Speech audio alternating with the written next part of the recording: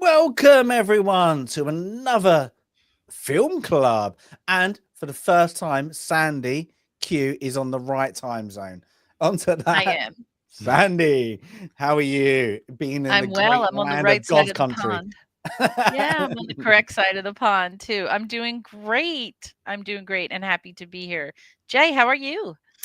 I am well, no complaints. Had a good good holiday weekend here, so ready to go for this movie. Oh yeah, are you lot now? Like, I'm guessing like a couple of stone bigger on it. Thanksgiving, wasn't Yeah, it? unfortunately. Hopefully gone by the end of the week, though. We'll see. Like, Gonna hit the gym a bit. did you have those? I can't take another bite. Just Yeah. one more.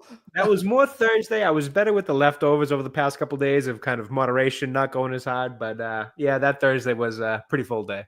See, I always think it's like I like the idea of Thanksgiving. I know it's like a kind of a new concept, but I like it. But then you've got like in 25 days, you've got to do it all again, kind of thing. It's Yeah, like, well, this no. kicks Don't off our remind me. holiday season. I Yeah. know for for anybody not in the US, you obviously don't celebrate Thanksgiving. I don't know if you have your own different things, but yeah, this kicks off our kind of holiday stretch from here till New Year's. Yeah, it's like, oh, turkey. Oh, nice. It's like that. Yeah, it's got to be a few £5, and then when everybody gets their gym memberships for January. For the new year, and cancel them in February. You got to finish the year strong and then start strong in a different way. But you know, Thanksgiving leftovers are the best leftovers. Oh, it's been great. You don't like get tired of them right away. Yeah, they're good leftovers. I do make like from the turkey. I do make like a good stew. I make a curry, like a soup from the bones. I'm literally that thing's gonna get eaten, and it's gonna get eaten well. So yeah, I have everybody go, "Oh, you're making that stew this year? You're making that curry this year?" Like, yeah. So like a pie or something like that. You got to do like a turkey pie. They're always good. It's like that, like something meaty, just something meat, isn't it? Like that or everything. Like it's good, but yeah, the puddings and everything on top. It's a good one. So I'm guessing we're gonna have to have I don't know if there is a Thanksgiving movie on our will. Planes, Trains, we and have Automobiles. Yeah, I think. Oh yes, trains. Yeah, we didn't get get it. Yeah. So I'm guessing, maybe. You never know. Next year, we're going to be doing this for about 18 more years. Yeah, I'm guessing it's got to be a Christmas one soon. It's got to be a Christmas one. So Die Hard. I hope so. I hope we get at least one Christmas movie during the month of December. That'd be nice. Yeah. Or even just a Christmas adjacent one that takes time, plays Die Hard. Christmas time, something. Yeah, something like that. Not to start that whole debate. I'm indifferent. Yeah, oh my God, literally. You have arguments straight away. That'd be great. Anyway, Sandy, this 2 in a row or 3? This is 2 in a row. This is your pick. 2 in a row. Glengarry Glen Ross. I feel like I'm not sharing. But yeah, Glengarry Glen Ross. So and I don't have my little slides that I normally do because I'm not on my great big cool PC. So let me just give a little bit of background on this play. And it is a play written by David Mamet, and I think I've mentioned before, I just love his plays. I call them gritty. Most of his plays are based on his experiences in the late 60s and early 70s in the United States, in the business world. And this play won the Pulitzer Prize in 1984. So highly regarded play. The original production of the play, the very first company to put on this play, Joe Mantegna played Ricky Roma. So think about that. A super young Joe Mantegna playing Ricky Roma in the very first production of Glengarry Glen Ross. The film. Sorry, you're going to have to explain who that is. Why would I know that name? Oh, Joe Mantegna. He's a I guess he's more of a television actor now when you think about it. Okay. A big television actor in the United States, but plays There you go. dramatic roles. Really good actor. I think he's fantastic. But you're right, he's not a film actor. He's more of a Okay. I was stage like, in why it. would I? Yeah, it And didn't. Yeah. I can Yeah. only think of Joe Montana, so I didn't know who he was either. Okay, so you have to look up Joe Montana. Again, stage actor and some television roles. So look him Mhm. up. He's also one who and Jay and our other American viewers will know every year on Memorial Day there's a big Memorial Day concert put on the US Capitol grounds, and it's broadcast across the country. And there are Mhm. certain actors who very typically MC because they have a strong affiliation to the United States military, and he's one of those actors that always participates in that. So he's also a huge supporter of the military and the USO. Um, but back to the play and then to the film. So the film was also written by David Mamet. There are some changes between the play and the screenplay for the film, and we'll talk about that. And directed by James Foley, and starring, as you can see here on this poster, this is the cream of the crop. This is Al Pacino, Jack Lemmon, Alec Baldwin, Ed Harris, Alan Arkin, Kevin Spacey, and Jonathan Pryce Mhm. with no lovely British accent. That's just amazing. Um, the film was released in 1994 or 1992. I I think thought it was 2. Yeah, I thought it 1992. was 92. Yeah, I've got it now, yeah. 1992. And yeah, and that's where we are. The story takes place during a time, and I think folks now think about like the dot-com bubble and the other bubbles that had burst in the business world. And this film really is it's set in the 70s when the real estate bubble was bursting. And that old trope of swampland in Florida, and that's exactly what these guys are trying to sell. They're trying to sell lots of swampland that are being built as these beautiful future developments.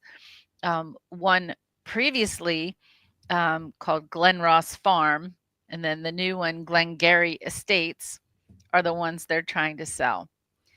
And the film opens in a series of vignettes, small conversations between one or two or between two or three characters, which is similar to the play.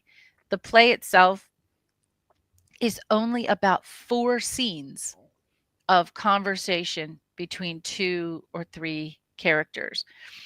And what we learn very quickly is that the character played by Jack Lemmon, who's referred to as Shelley, used to be the top of the board, the best of the best, the The closer, monster. The machine, machine. The machine. the The machine. The machine. machine. Machine. That's it. And according to him, he's just run into a streak of bad luck. Mhm.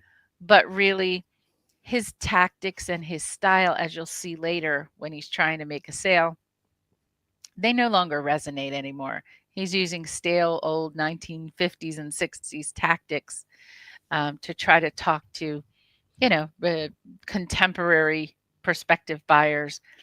He's past it. The way that you all say here, he's past it.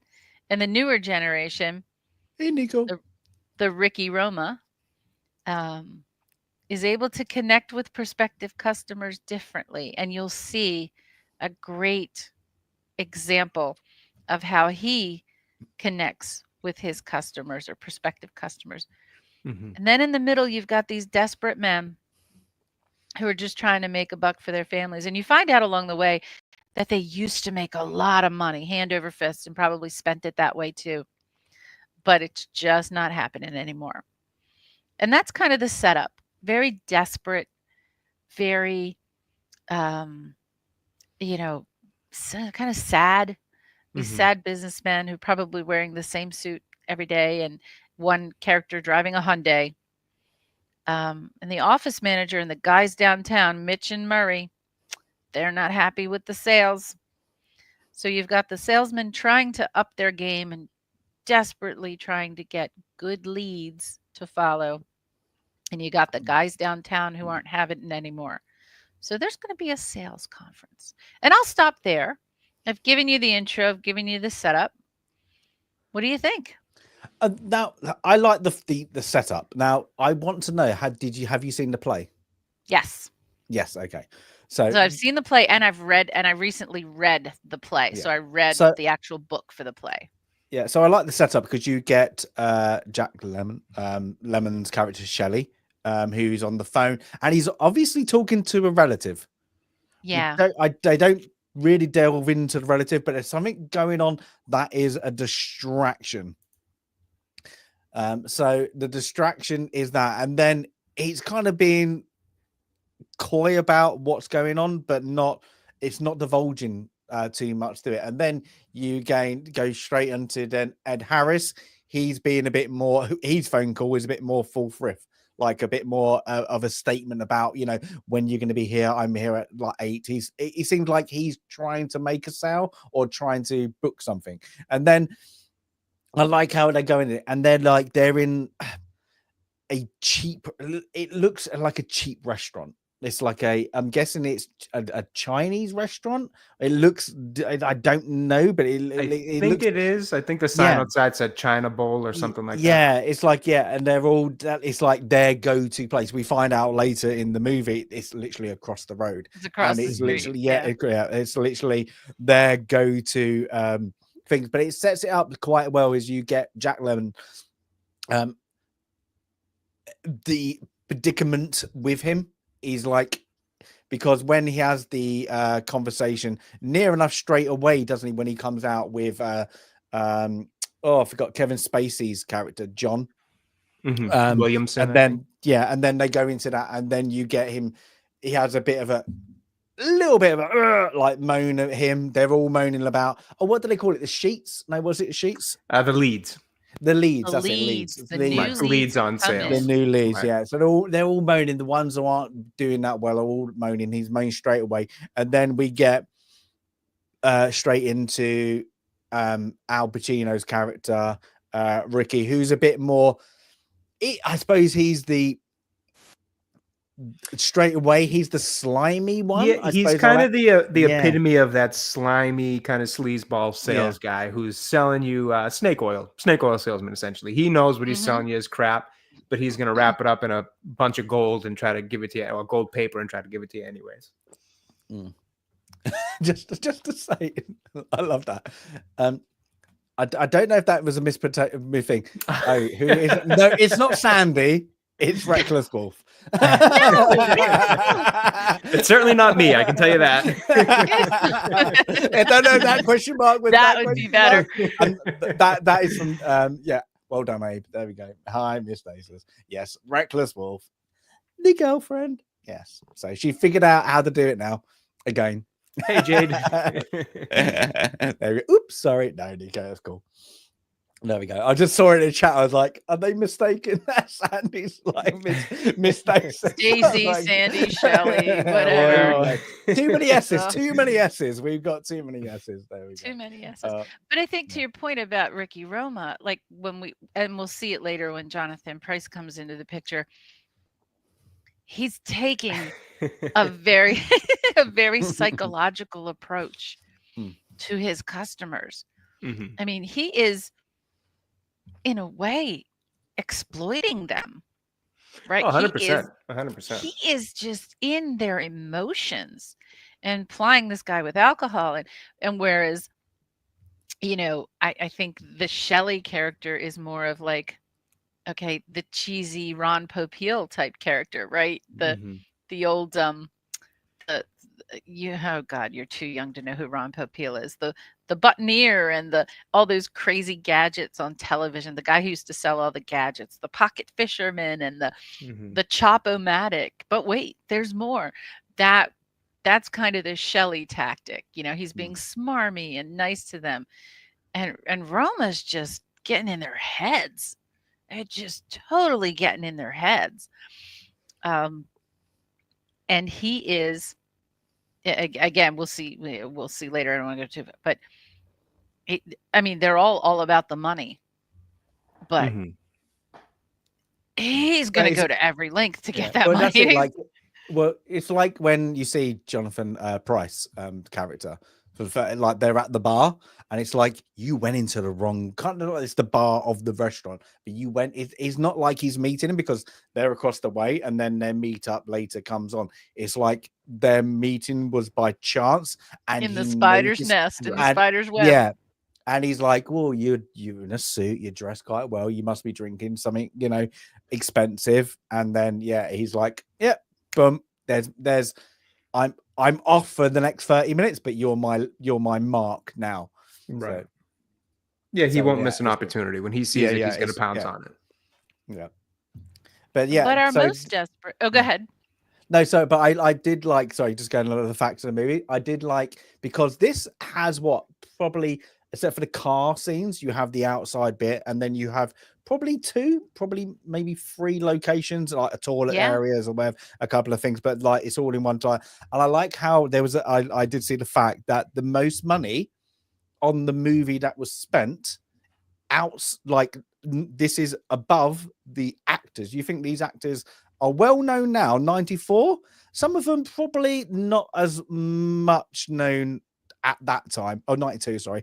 Yeah. That time. But they spent the most money on the rain, the water in the Oh, first I Yeah, bet. half of well, it. it's funny because I was noticed it was really pouring in this and movie. and I was like, looked good, that is though. hilarious. Yeah, it looks Yeah. good. And I was like, There's sometimes you can tell it's the effect and it, Yeah. just doesn't look that great. It looked pretty legitimate in this. Looked like torrential rain. Yeah, so this is where they spent most of their money on the rain. I was like, how hilarious that! And like, I thought that was a quite a good little fact. I was like, that is showing that the actors, because like Al Pacino's is well established like that, and like Jack Lemmon's well established and like that. Everybody else, I suppose this time have been recognized. Ooh, they're like that. Like I don't even like A Hunt for Red October. Alec Baldwin. Yep, we had to say Had Alec that. Guinness. We just I had to say know. it. Ding, ding, ding, I ding, had to ding. say it. Just ding, ding. I don't know if he done Hunt for Red October. He would have been in Beetlejuice a couple years prior. Okay, yeah. Trying to think what else. I'd have to look at his filmography. So Honestly, he's that's just like, the first one that comes to mind. Yeah, because this is when it gets up to he's seen, and he's seen's a cameo. And yeah, I expected more of him. Yes, because he steals. He's little 2 minutes of speech. Oh my is God. Great. It's literally he steals it.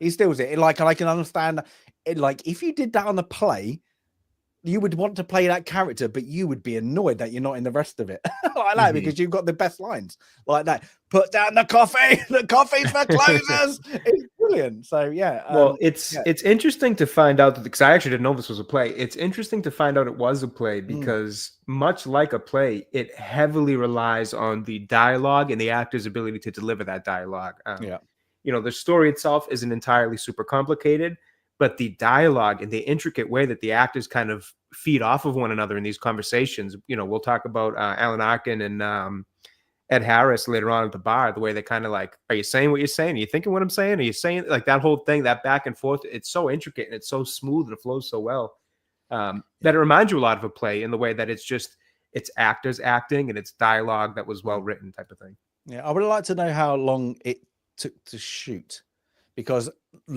some of the dialogue, like, this is a dialogue driven heavy movie. 100%. Is like goes on for like one person could have like a 2-minute dialogue and they won't stop, and it'd be that they won't cut to a different angle. It'd just be that angle.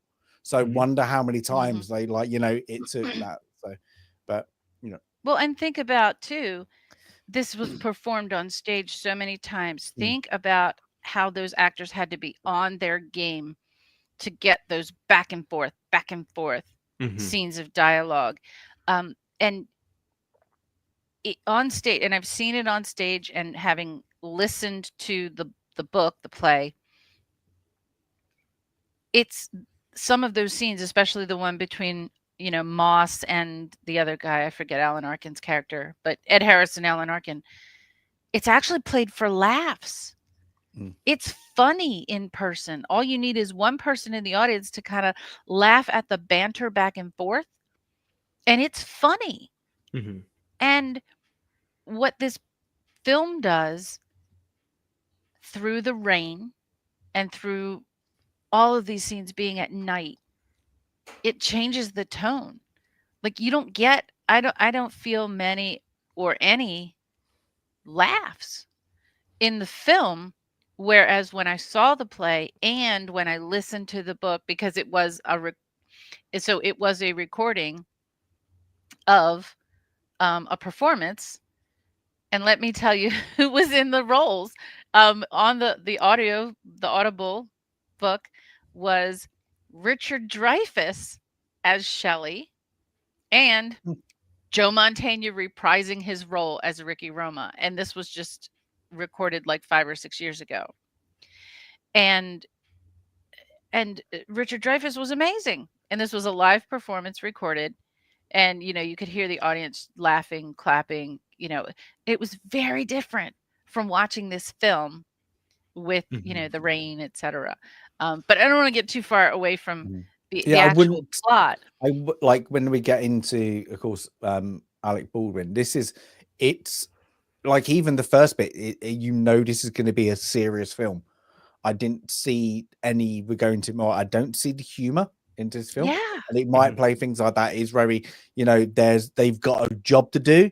And like the next scene, of course, is with Alec Baldwin, who's got was it Ed Harris and Alan, what's his name? Alan Arkin. So they're there with Jack Lemmon. And he's kind of like with Kevin Spacey. He's been called in by the headquarters guys and like that. He belittles them all as like, the picture, like I think it's one of the best quotes here, like when Jack Lemmon goes to get a coffee and he's like, put down that coffee. Yeah, that coffee is for closers. And he's like angry. They're like, oh, what's going on? And he kind of belittles them, like even to the point where, what car did you drive in? I drove in, blah blah. I earned 900,000 this month, whatever it is, and like he's belittling them and saying. Then he kind of goes for it. It's like he kind of tells them they're like like a bit of slime. They're literally nothing. I'm going to sack you all, but we're going to make it a challenge this month. And I think what was it? A Cadillac. The number one salesman gets a Cadillac. The second number 2 gets a set of steak knives, and then if you're third, you get sacked. And it's like, it's like Ray Blunt, and I think Alec Baldwin in this is great. I really think he's brilliant in this. He's really like, he's over the top, but he's over the top because he's that kind of salesman who's like, I can make the sale. I could literally make the sale right now. And I think his performance on it, and it's only very short.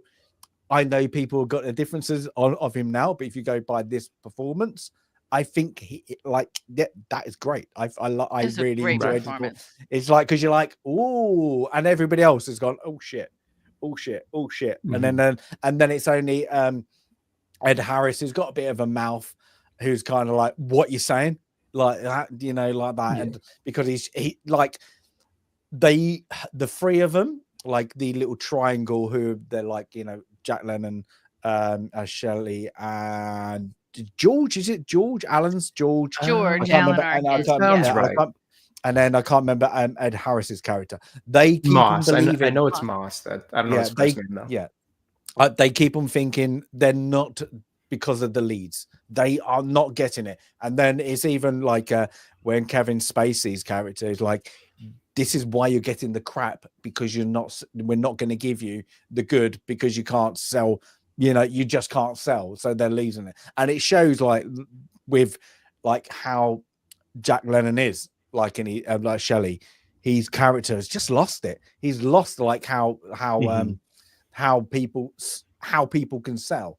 And it's like that. And it's different. Now, I do have an issue with their things, and it probably is a European British thing, is because they act very different to any salesman I've ever seen. And it's very like, I don't know when the movie was. What's it called? Wall Street. It's kind of like that. Yes. they're portraying that, but portraying it for real estate, and it's Mhm. completely different. It's like, oh, it's real estate. It for me, It's it just aggressive. it didn't feel at home. And of course, like how Shelley sells it, he's like a con man. Oh yeah. Mm-hmm. He's a con man, and he's playing up the nicey nice angle. Yeah. And whereas Roma is gonna get in your head. But before we end up with the Alec Baldwin character, actually, it's Shelley desperately asking the office manager, played by Kevin Spacey, for the leads. And just one lead? No, you got your leads today. You got 2 leads. I got garbage leads. I got Mrs. Nyborg.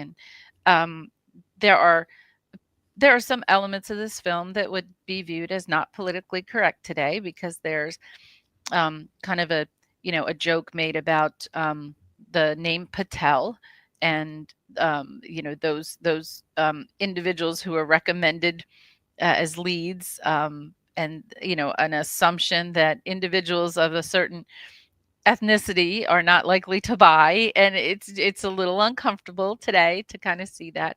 But he's begging and begging, and he says, and then you get to learn like what they're willing to do.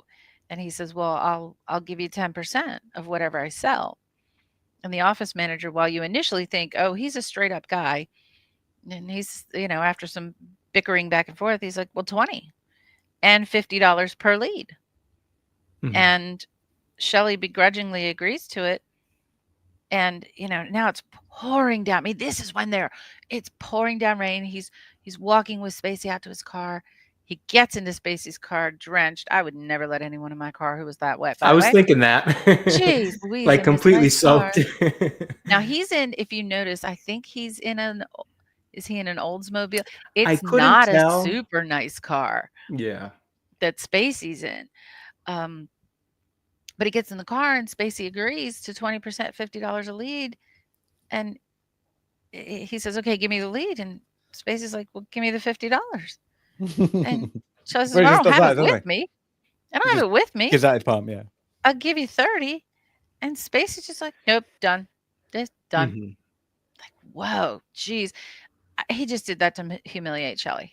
He just did all of that to humiliate him.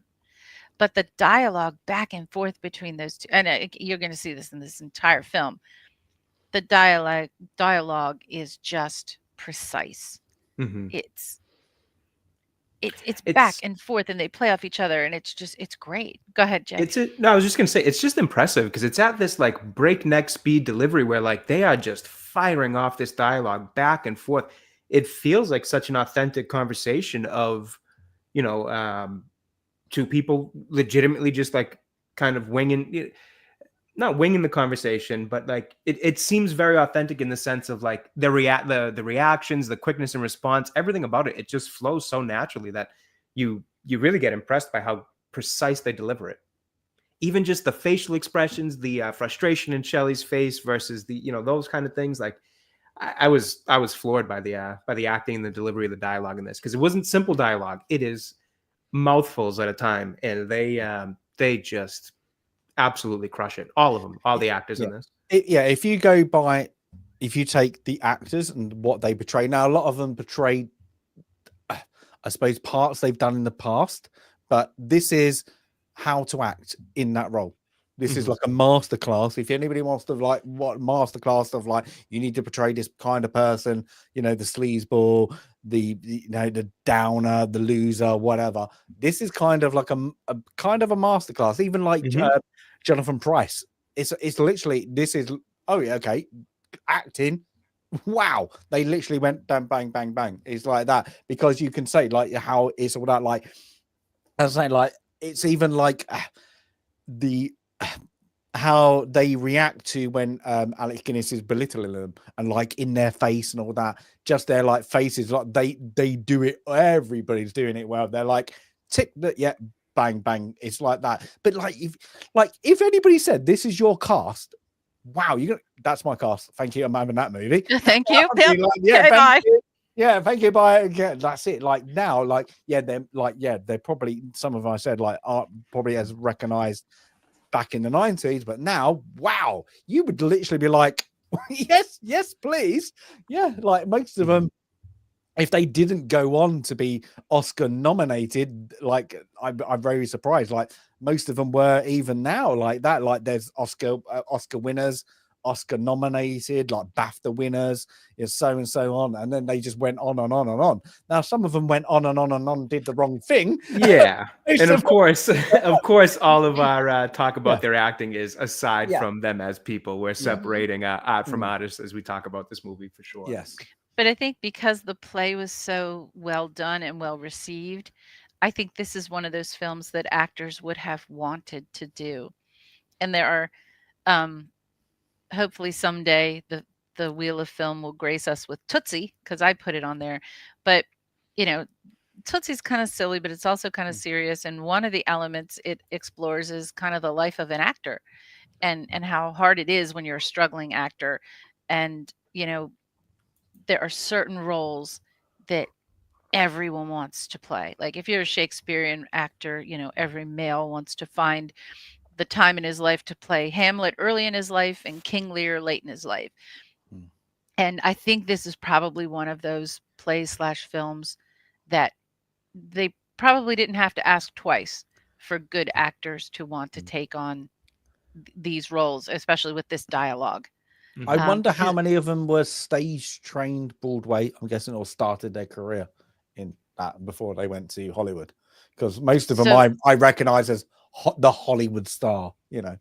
I know Ed Harris and Alan Arkin were, and I'm assuming Kevin Spacey because of all the work he's done in theater. Don't know about Alec Baldwin, or I'm going to assume Jack Lemmon too, but Jonathan Pryce probably has to be, and has to be Shakespearean as well. I'm assuming just because of who he is. But when you look at that, you know, again, you just have to read the play. You just have to read it and see the words and how quick and witty it is. And again, perhaps without the dark and without the rain, maybe this would have been a little funny in places. Because if you take that away, again, listening to it and also seeing the play performed differently, it was that mix of, you know, wit hitting you, not just in the serious, introspective way, but also in the funny way, you know, because it is written so well. But poor Shelley, you know, and we know, you know, we learn later, you know, Shelley has a sick kid. And so he needs the money. But Shelley also made a heck of a lot of money in his early years and probably didn't plan well. So he's quite desperate. When we meet Ricky in the restaurant and Jonathan Pryce is sitting across the bar, Ricky's the, you know, the panther, you know, who sees his, you know, bit of prey over across the end of the bar. But Ricky also admires Shelley. He knows Shelley's history. He calls him the machine. You know, later in the film, he demands respect for that's the machine. He's really into the whole sales thing. He wants to be the best salesman ever. And he looks up to Shelley. Even though he's off his game, he respects what Shelley has done, and maybe he learned from him earlier in his career. So he does have some respect, which is interesting because their styles are so different, right? You would think someone like Ricky would totally dismiss Shelley, but he shows a lot of respect for him and admiration for what he's done in his career, and he, you know, wants to be as successful and more successful than him. But he's honed his craft a lot differently. Well, you can see that straight, like kind of away when they get their kind of telling off that you're going to get sacked kind of thing is like they go straight onto the phones, and then you get like Seth Ed Harris is like F this job, like what's it, Mitch and Mix, I can't remember, Mitch and Murray. Mitch and Murray, that's it.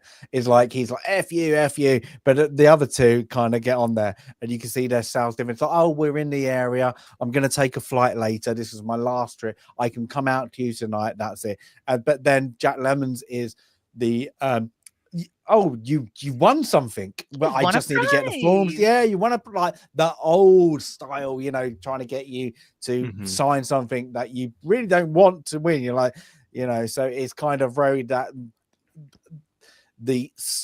I can manipulate you to win it, and I can get you to want it because you think you've won something, you know, Right. like what scammers do today. Oh, you've won £1,000, but you have to give me your bank details now to claim it. Can I, you know, and give me $100, you know, whatever it's gonna, yeah, it just shows the two sides straight away of like the new style of, like, even though they're probably, I suppose the rest of us are supposed to be playing, I suppose, middle-aged, but Jack Lennon, he's what in his, you know, he should be coming up to retirement. But as like Yeah, Sandy he said, should. he's blatantly, he's not invested. He's like, you know, giving it away, and it might be because, you know, yeah, we find out about his daughters not well, but there might be like a divorce, you know, he's paying out all that kind of thing. He's like, you know, so it's that kind of thing. But it shows like the difference between, even like when Ricky does it, he has the same style as George, Alan Arkin style, but he just does it better. He's got that kind of like snap, and that's why Al Pacino, he's there to give it that, you know, is it that sleazeball snap, I'm out, I'm here talking to you, snap. Whereas the rest of them are more, they just haven't got that I suppose what's it, the punch, the finishing like knockout punch to go, yes, this is who we are, you know. So it's it's good. They're not closers, No. that's, you know, that's made, you know, evident throughout the whole beginning of this movie that he's the closer, he's the one. I think on the board it says he's got like $90,000 worth of sales, whatever it is. And these other guys, just, they're not in the same league as him for whatever the reason may be. You know, in Jack Lemmon's case, the game has kind of passed him by. In the case of Alan Arkin and Ed Harris's characters, they're just, they're in a bit of a slump. They're not happy with the leads and all that kind of thing. And even now, you know, Shelley and Ricky Roma are in the restaurant, and just seeing Shelley walk across the street and walk, it's just so sad. It's in the rain. He's holding his briefcase over his head. He's getting drenched. It's like, you know, who is that cartoon character? Like, it's not Charlie Brown with the just the cloud over his head all the time. This poor guy, this poor sad guy. And, you know, it goes over and this is where you see, though, what's interesting, when you watch the film, when Shelley goes back over to the office, because there's a sales conference, right? They're all being called. This is when they're going to, you know, be read the riot act by Alec Baldwin. When you see Shelley go across the street, it's raining, it's drenched, everything's gray. And then right before he goes in the door, this bright red BMW is in front of the office. And the bright red BMW, you know, kind of steals the you know, your focus in that dreadful, dreary, wet scene. Here's this bright, so there's something that's different here. And that bright red Beamer belongs to God, what's his name? What's the Alec Baldwin character's name? Blake. I gotta pull up. Okay, I was gonna say I gotta pull up Blake. IMDb because I'm forgetting their names now. Blake. And, you know, as you mentioned, you know, he picks up the coffee, and coffees were closers, but Ricky Roma's not there. He's still over across the street because he's reeling in Jonathan Pryce. And he's going to be with Jonathan Pryce all night long. He's going to be just chatting with him, getting him to spill his guts, getting him to tell him all his problems. And Jonathan Pryce doesn't know what he's in for. No idea what Mhm. he thinks there's somebody just listening to his problems. And he has no idea that Roma is taking every word that he says, getting in his head. Well, is going to talk to him about, making the money that he deserves to make. And, I probably, I got this idea, got this thing for you because you really need it. He's going to work him all night long. Meanwhile, the guys across the street are going to get the talking to from Alec Baldwin, the guy from downtown, the guy that Mitch and Murray sent to whip them into shape because he drives a BMW and his watch costs more than most of them made all of last year. He made $970,000, I think he tells them, last year, Mhm. because they're all losers. And Mhm. and and then the Williamson, Kevin Spacey character comes in with the leads, and they're tied up like gifts, like in Yeah. gift wrap. It looks like they've got a little bow on the top, and these are the precious, precious leads that the company paid for. These are the people who might really be interested in buying swamp land in Florida. No one's going to get the leads. The losers aren't going to get the leads. The leads are for closers.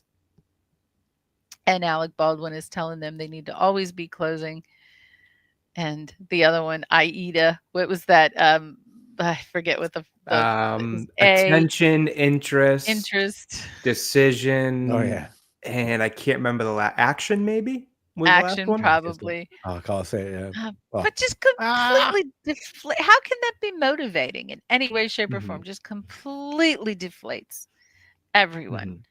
in the room. And then I'll let you gentlemen explain the other reference that, I'm a lady. I'm not going to talk about the other reference that he makes when he pulls his little helpful aids out of his briefcase.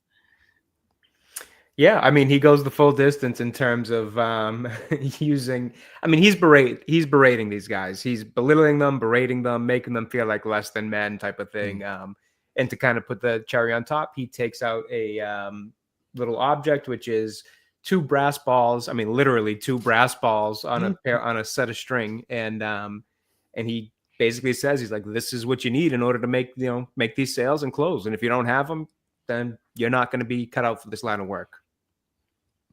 Yeah, it's just like F off. You Mhm. need breast Oh, balls. yeah. F off. Yeah, Yeah. like that. You're fired. And And I it's like think that if you what's don't like it out. interesting, And I I think think that's what when like I'm sorry, No, Ed go ahead, Harris go gets ahead. angry.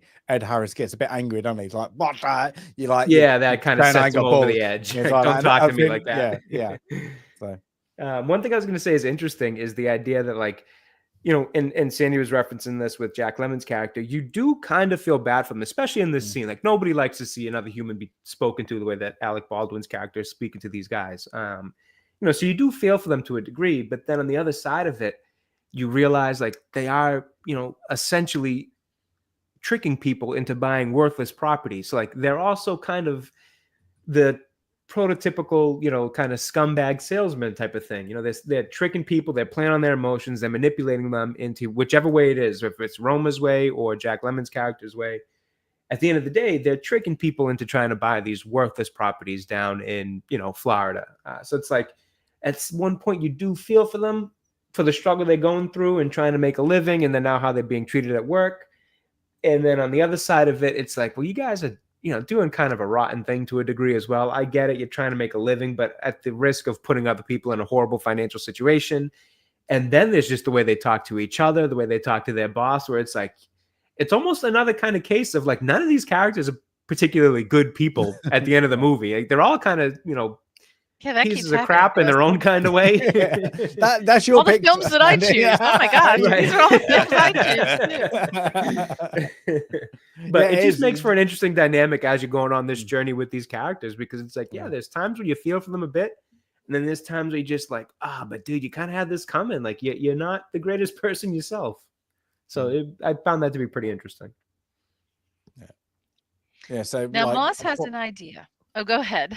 So no, but now after that, the belittling, then you get the Kevin Spacey, Jack Lemmon scene in the car, don't we? And then we go on, don't we? So now, can't remember what's next. What's next? Do they Moss go has back an to the? idea. I think this is Yeah, where he's right. They all kind of split off, Mm. off and go different ways. Alan Arkin's Yeah. character and Moss start to go in the car, and they're Oh, just that's it. Yes. kind of chit Yeah. chatting a bit. They're all headed to the bar to talk about that idea. Mm. Well, Yeah, those two are. Roma's been at the bar this whole time, and Jack Lemmon's character is going out, as they keep saying, which is just to go out and kind of do some, not so much cold calls as much as just go out and knock on the door of the people you're talking to instead of doing it over the phone. So he's going out to make some in-person sales. They call it having a sit. Yes. Like I imagine they mean like a sit-down chat. I'm assuming that's kind of right. I'm assuming having that's a sit. But I'm guessing that's old school for them because like he's like, I need you to get signed. He even said on the phone, I need to sign you this one piece of paperwork so you can win your prize. Mm-hmm. What's the prize is? We don't know. And the key seems to be that both husband and wife have to. Yeah. Excuse me. Oh my gosh. Excuse me. I just had a sip of my soda. Right. Just came back up on me there. It seems to be that part of this is, legally for whatever reason, it has to be both husband and wife. I'm assuming through the idea of like joint, funds through being married is the idea. So he'll talk to one and he'll say, oh, the conversation is always, well, when's your husband going to be home? Or when's your wife going to be home? Or how can we get both of you together? That's a big hurdle that they seem to all kind of deal with, where Jack Lemmon's character, deals with it with this couple where he goes to this house and then it's just the husband at this point, and he's like, well, I spoke to your wife, and the husband's then pushing back on it like, well, my wife signed up for it, but it's not something we wanted. It's this whole back and forth thing where like a part of the trouble is getting both parties of one couple to agree to this whole thing at once. And we see that again later with Roma's character and gosh, I'm forgetting the name of the actor.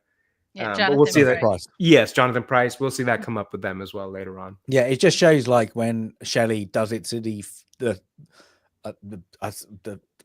husband when they're having that little bit of thing. He like you can see like he hasn't got that to manipulation. He doesn't know how to turn around the conversation when the guy's like, no, just go get out. My wife's not here. She signed up for it. Like kind of like I don't want anything. But then when Roman does it, he knows how to turn it around. He knows how that chat works. He's done it like Mulder. Whereas kind of Jack Leonard, he goes to the house and he kind of quickly gets thrown out. Yeah, he just kind of oversteps to a degree. Like the guy kind of gives him a little bit of like, hey, come out of the rain. And immediately he's walking into the living room, going on the couch, and he's too focused, it seems like, from his older style of sales and trying to kind of push this opportunity.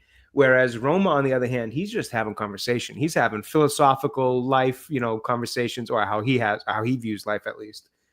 He's having these kind of bizarre, to a degree, conversations. Very Al Pacino, to be honest, where he's rambling on, and by the end of it, I'm like, what the hell is he even talking about? I know. But that's kind of his style, is to just, daze and confuse to a degree, just dazzle the guy with all these fancy words in the way, not even fancy words so much as fancy flow of speech. What he's talking about half the time is like, seems like total nonsense, but the flow of it is just so confident and kind of cocky to a degree where it's just kind of dazzling the Jonathan Pryce's character. So you see the difference in it where Shelley's character is head on, this is the opportunity, I want to give you the opportunity, blah, blah, blah, blah, blah. And it's very off-putting, whereas Roma comes in with this, like, let me talk to you guy to guy type of thing.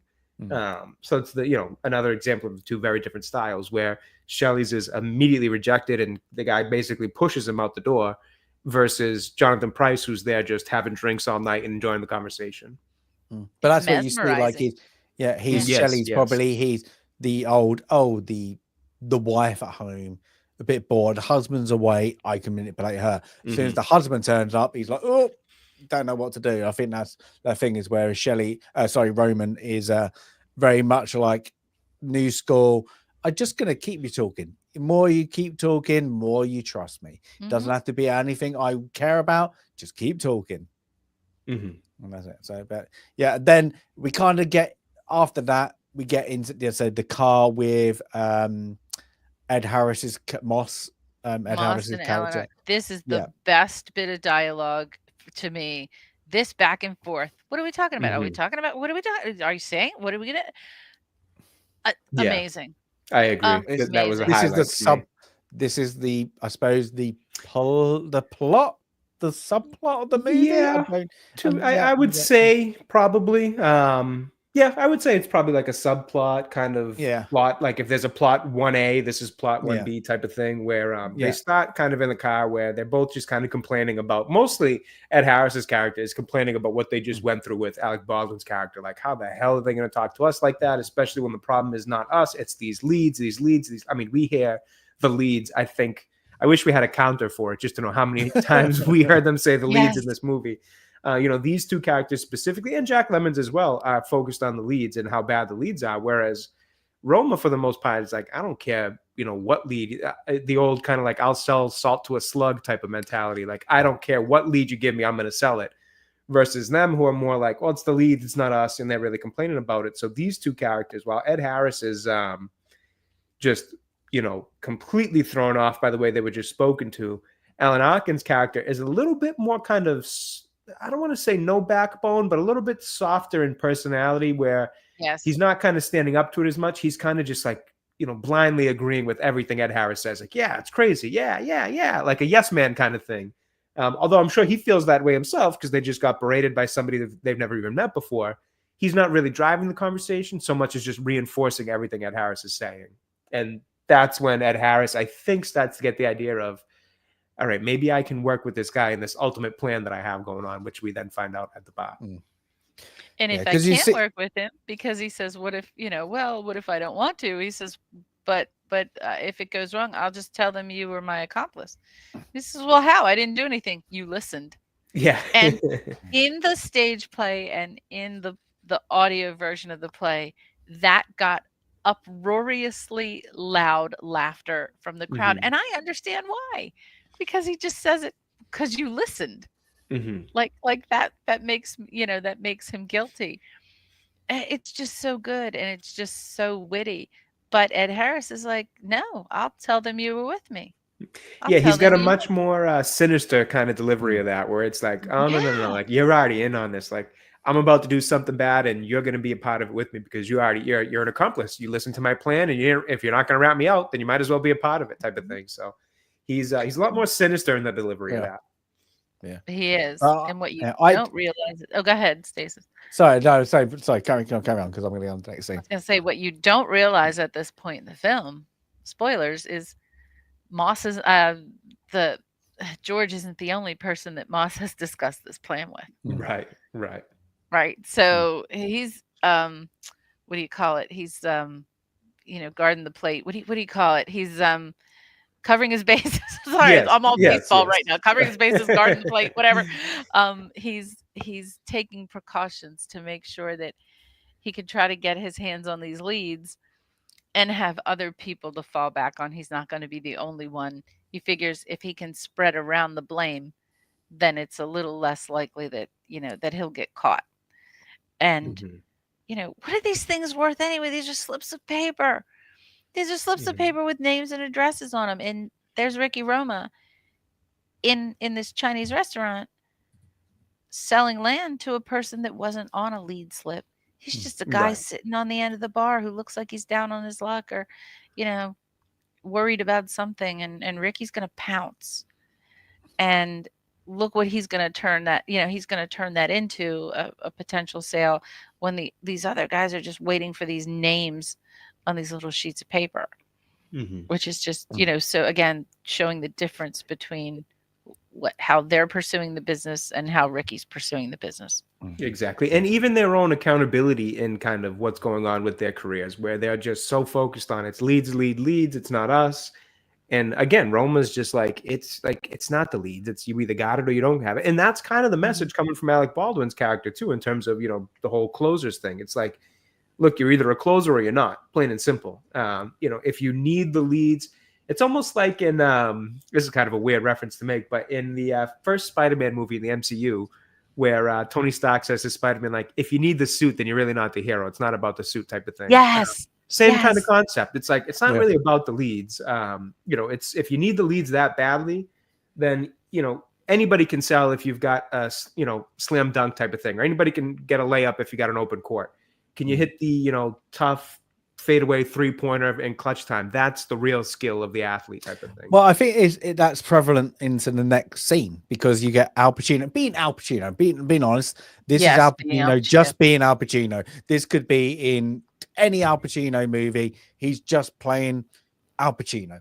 The dialogue is not Al Pacino because it shows that he has found out Jonathan Pryce's character is having a bit of a problem with his missus. And then he just turns it into this kind of like, let's not talk about the missus. Let's talk about your first, your best sex, your best lay. Literally, was it, like, and he just turns it around into like, it could have been that look, it could have been that. And the guy's more interested, like, oh, let's hear about you. So now he's gone into, let's not focus on what you're upset about. What did you used to like? What excited you? What made you feel good? Yep. Yeah, and he's turned it like boom. He's just shown that the delivery is Al Pacino. Like you could just put it into like, I don't know, like Scarface or something. That is what he does. It's just that same that Al Pacino. Just that kind of force. It's just presence. but what he's talking about is just showing him that he's kind of flipped the drinking, the depression that Jonathan Pryce is feeling onto like, remember the good times. It could have been that kiss on the neck, that sparkle in the eye, that first orgasm. And he's just like, it's a good scene. But then one thing you've got in the background is, again, you've got Ed Harris character. Yes. And just again, at it, they're like pissed off, and I like that. Well, and one thing I love in this scene too is Roma knows he's got the juice, so to speak. He knows he's got the it factor, the thing that makes sales happen. So as he goes to pick up 2 new drinks at the bar for him and Jonathan Pryce's character. Is it Jonathan Pryce? Am I getting his name right? Yeah. Yes. As he goes to pick up another round of drinks for them two, he looks directly at Alan Arkin and Ed Harris as he's still talking to Jonathan Pryce behind him, and just kind of gives him this look like, yeah, I'm in the middle of doing my thing right now. I'm about to land a sale. And while you guys are sitting here stewing over leads, this, that, the other thing, and what's going wrong, kind of gives him this little sly look, like a little wink and nod type of like, yeah, I'm doing my thing right now, and goes back to the table. So I just like again, it shows the confidence in his character and the difference between him and his career versus how the other guys are handling theirs. It is. And so, I mean, I don't have to say that this entire film takes place over about a day and a half. Right? In this probably span less than that. It's probably like evening to morning. Evening over to the next day. Yeah. And so you're following all these characters, and there's as you mentioned, Ed Harris and Alan Arkin are in the bar, Ricky Roma's in the bar, and Shelley's out there again getting kicked out of the house by the the gentleman he's trying to close the sale with, who's, my wife said she was interested, she didn't have the authority to say that she was interested, and we're not interested, and goodbye. And it just, I guess it makes you wonder, like, this is one day, this is a few hours. How did it all get to this? Right? How did it get to this? This is such a, kind of a crescendo, because you're not getting the long backstory of all these folks. The only person you're getting a tiny hint of a backstory to is the Jack Lemmon character, is Shelley. Because there's a wife, a family, a daughter, but I don't know if the other characters are married, have girlfriends, have a life. And in some cases, I think that would take away from the film.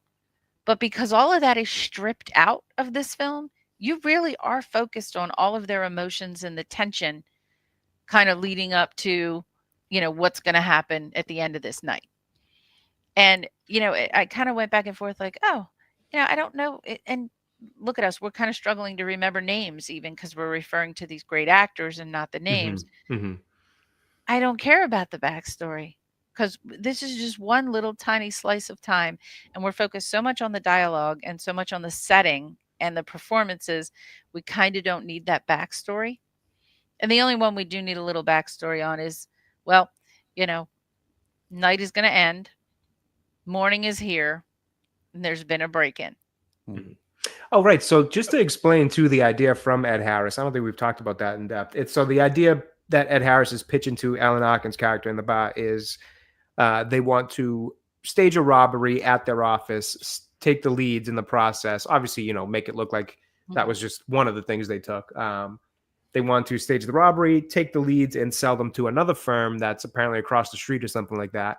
And then, as well as get a lump sum payment for that, which they're going to split unevenly, as Ed Harris makes quite obvious.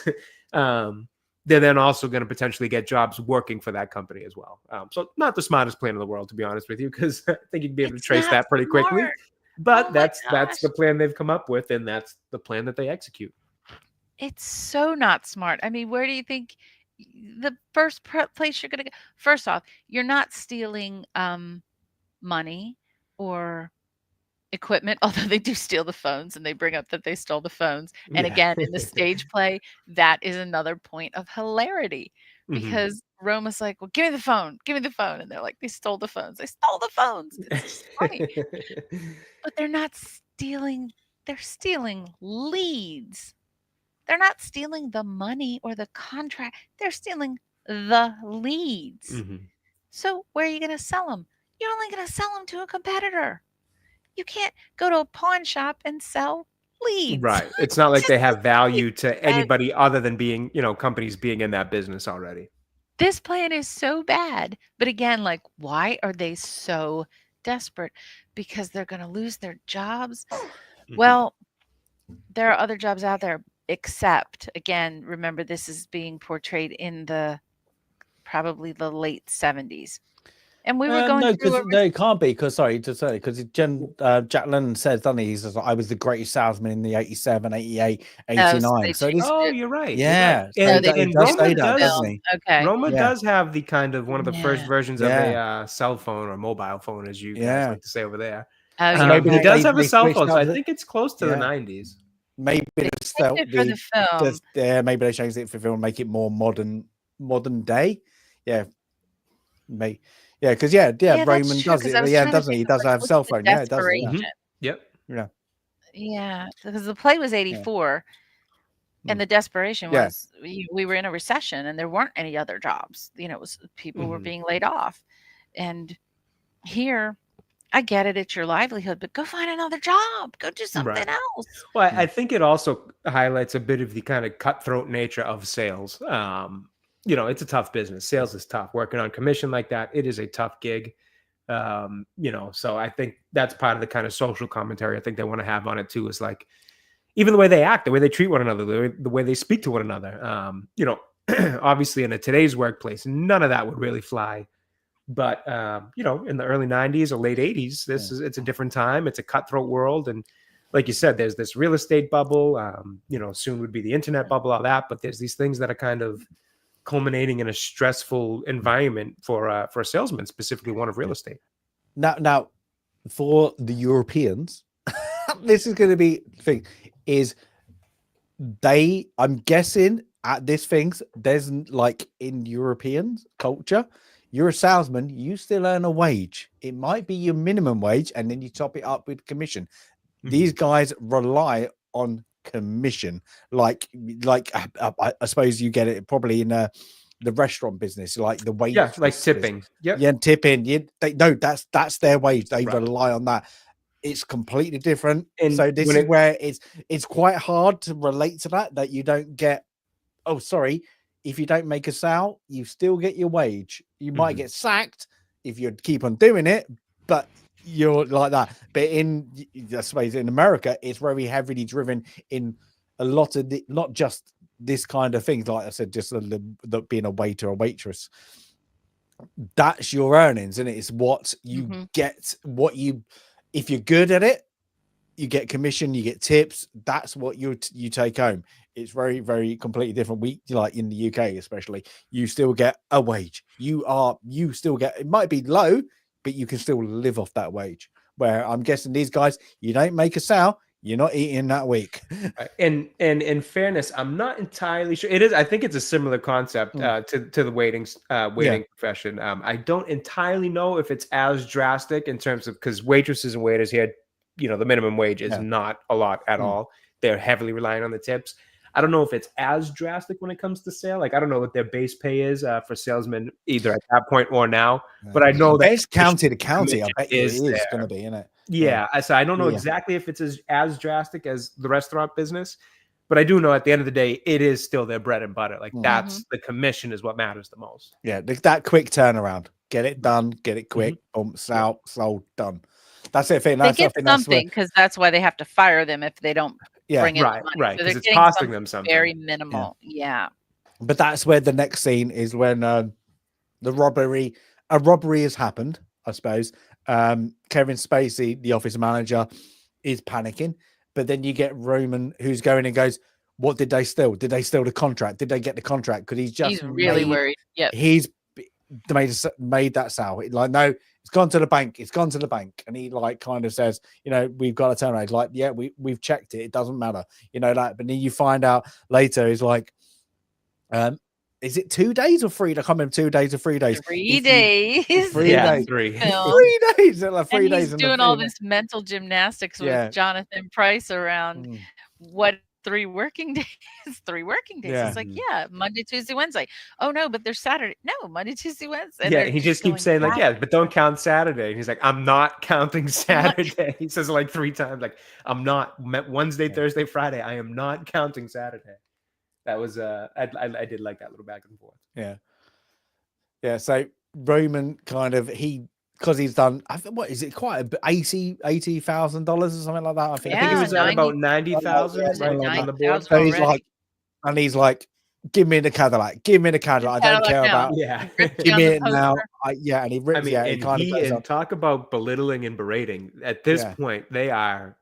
All of them in separate occasions are absolutely blasting what I imagine is their boss. I guess he's just an office manager, so they don't really view him as a boss. But John Williamson, Kevin Spacey's I don't care character, whose cousin you are. So I think he's a nephew or a cousin of something, Mitch or some Murray. kind of nepotism or something going on there, where he's a family member or a cousin or nephew. Where they are just blasting this guy. He's like, you owe me a Cadillac, you this, that, and this. It's like he's just letting loose on him. I'm like, damn, man, I can imagine talking to a boss like that. But he's just ripping into him about these contracts. Where are they? Did they get filed? Did they get processed? Are they on their way to where they need to be? Because you owe me a Cadillac. He rips like you said, rips the picture off the wall. Like, nobody else is getting this thing. It's mine, blah, blah, blah. So he is just, he walks in living. Ownership. Ripping down the poster means you own it. I thought that was kind of funny. That is quite good, because he's doing it in front of the policeman. There's another one in the background. He does it in the main one. And he's like, I don't care about you. You're doing your job, but I've won. I've won this. They owe me money. I don't care about what you're investigating. That's nothing to do with me. Give me the money. Just give me what I deserve. I've made that. And he wants it now. And you find out later, well, it might be, he might not deserve it. Let's say that again. But it's then you kind of, everybody's like, it gets into a very now again. It gets into like not a who's done it. It gets into a dialogue spat of like, I'm better than you. You're a bit of a loser. What's going on? Who's doing what? Kind of moment, especially where in the back room. I can't remember who gets in.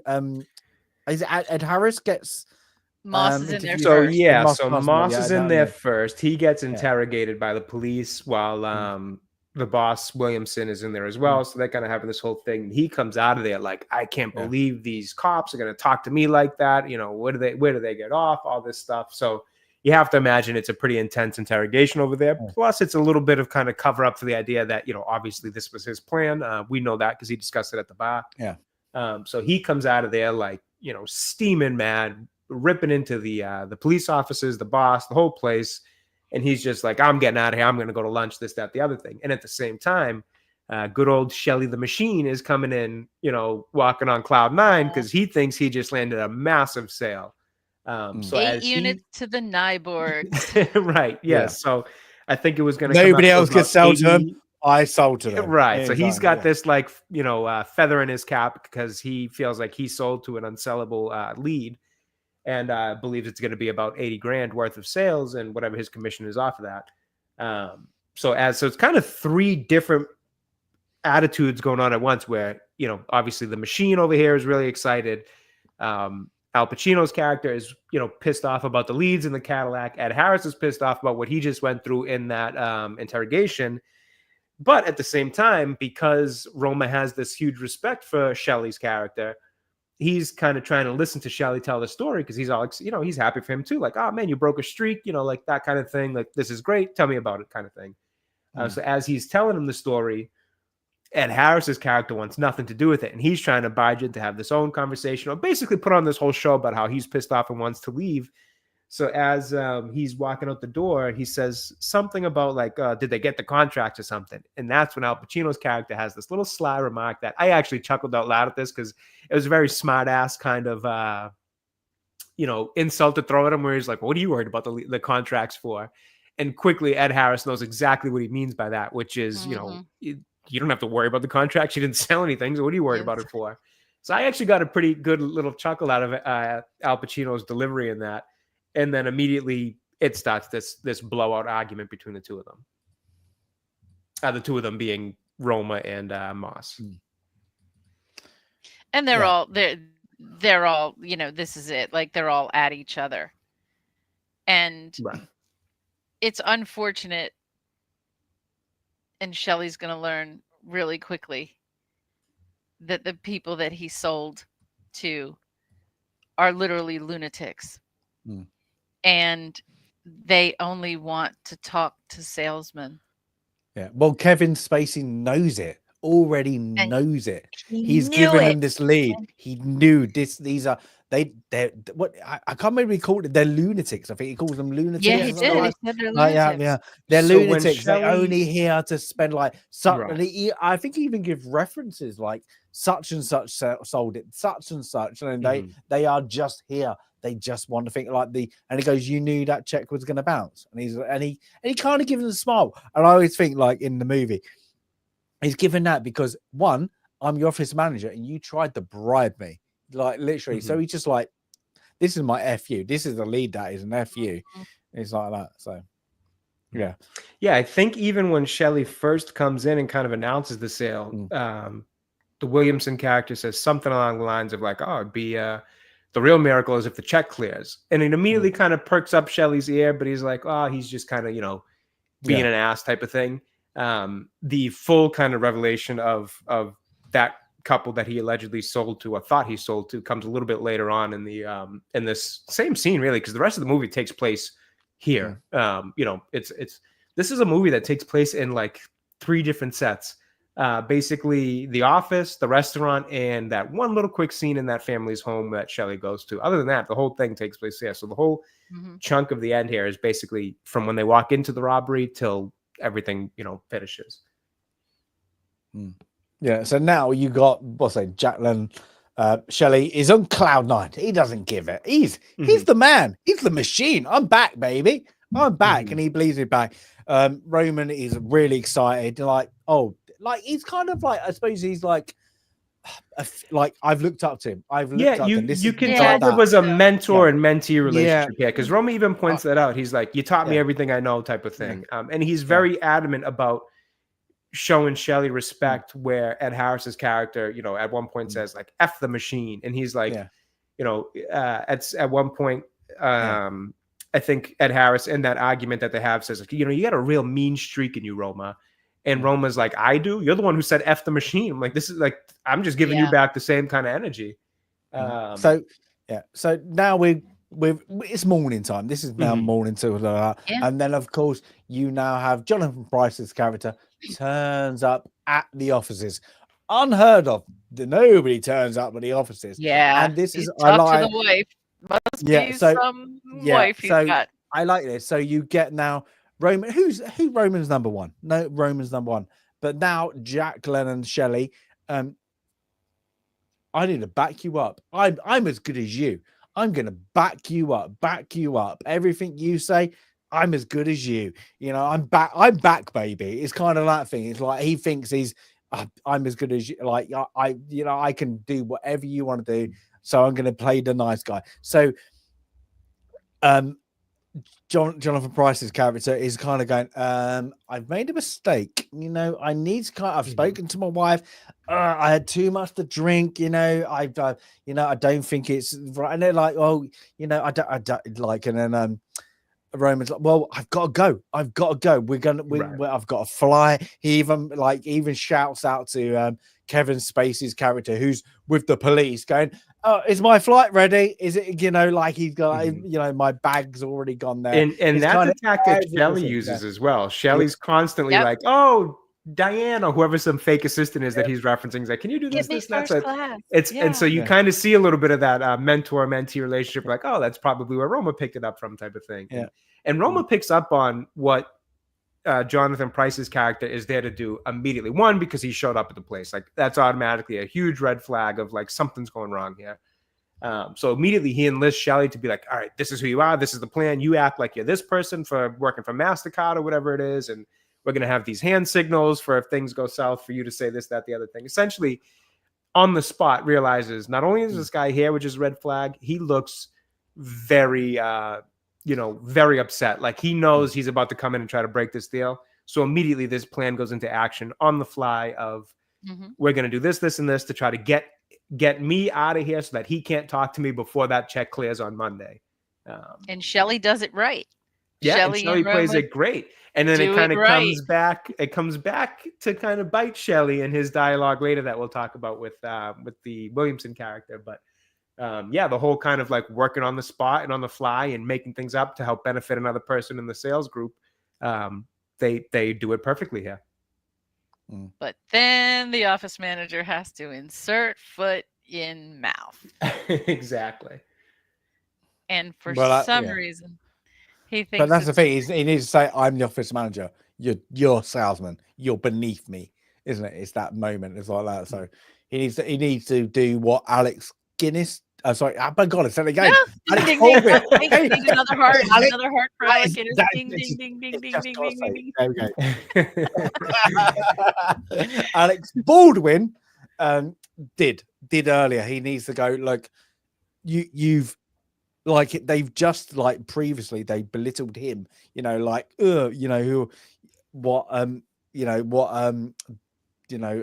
son-in-law are you and all that, and he's now pissed. He's now getting the flack probably from headquarters, and he's coming out all guns, and they've got a customer there, and he doesn't give a shit, and it's like that. So it's a good play on Kevin Spacey, you know. So I'll go into a little bit later, but and now through Shelley, Jonathan Pryce this is like a now little triangle of like trying to keep the sale alive, whilst there's blatantly Jonathan Pryce's character is going, what's going on? What is going on in the background? There's something like there's been robbery. Yeah, what is going on? And then Al Pacino being Al Pacino. And then Shelley go, come on, we gotta go. You know, there's no time for that. And then he's kind of, then Al Pacino's character does the kind of the slimy thing. Yeah, you got 3 days, working days. You know, he said like, but you know, my wife. You know, I've spoken to like that. We don't know if it's the right thing. Yeah. So it's and then he gets to the point of saying, well, you know what? We're not talking about a sale. We're talking about you. We're not talking about a sale here. I'm worried about you. You know, he's trying to be his friend. And let's just throw this deal away. This deal is not as important as you. I'm here for you. And he's almost got him maybe possibly reeled back in. Maybe. But he's playing that psychological game. You know, they sit back down. They're going to talk a little more. And Jonathan Pryce even says to Ricky something to the effect of like, I know you're disappointed in me. Yeah, he's And something like, I'm sorry I let you down. And it's like, yeah, man, come on. Like, you're the good guy here. He's the bad guy. Don't worry about that. exactly. Mm. But that's that And psychological tactic that they're playing. It's Yeah, like, oh it's my total God. manipulation. Total manipulation. and then Kevin Spacey's character comes out of the room and he wants backup from the office manager. Somebody's different to Shelley, and then he f's it up. Well, in the politest terms, because now we get a couple of see you next Tuesdays, a lot of see you next Tuesdays in this. Oh So yeah. he comes out, literally. So well, the Kevin police Spacey officer comes out because Does he come out first? Does he? he's looking for Shelley. He wants Yeah. Shelley Levine. So he thinks Roma is Shelley Levine. So he's looking at Roma saying, like, Shelley, you're gonna come in here? Like, we want to talk to you. You're gonna come in here? And Roma obviously doesn't, like, Shelley and Roma don't want to expose that Shelley's actually Shelley, because he's played this whole thing in front of Jack Price's character that he's actually this MasterCard guy of some other name that I forget. The assistant And vice president of yeah, American something like Express that. or So something. if he Yeah. blows the fact that he's Shelley now, the whole thing goes up in flames that they've been trying to do for the last 5 minutes or so. So Shelley very quickly steps in and is like, "Oh, I think I can help them with this," which, like, is starting to kind of throw on the radar for Jonathan Pryce's character. Like, wait, what's going on here? Like, this guy is gonna go talk, like. So that's why he keeps asking, like, what is going on here? And at that point, Kevin Spacey's character Williamson comes out of the office as well, and then that's when, insert foot to mouth there. I want to assure you, Mr. So-and-so, I need to assure you, oh, those checks were cashed. You don't have to worry about those. Everything was fine. The robbery occurred after. Rest assured, your check's been cashed. And of course, Roma's been trying to convince Jonathan that he hasn't cashed the check yet. He's gone through all this time in this psychological terroristic dialogue with him to convince him that everything's fine and the deal's even maybe out the window. And Kevin says, "No, you're fine. It's cash. We cash the check. I want to give you full assurance." And at that point, Roma is just like, "Hey, it doesn't matter that this guy's my boss. This guy is stupid. This guy just effed it up for me. My Cadillac, my whatever." And he just lays into him. He just lays it. And by the way, while he's doing it, the police officer's just standing by with his arms crossed behind Ricky Roma. He's just standing there listening to this go on. Because there's layers of drama going on here. And he's just like, what is it? Don't make something, or don't get in the conversation if you don't know the play. But he uses a different term, the shot. If you don't know the shot, stay the F out if you don't know the shot. And then is it now that is it later that Shelley's going to say? Shelley talks himself. Shelley's listening.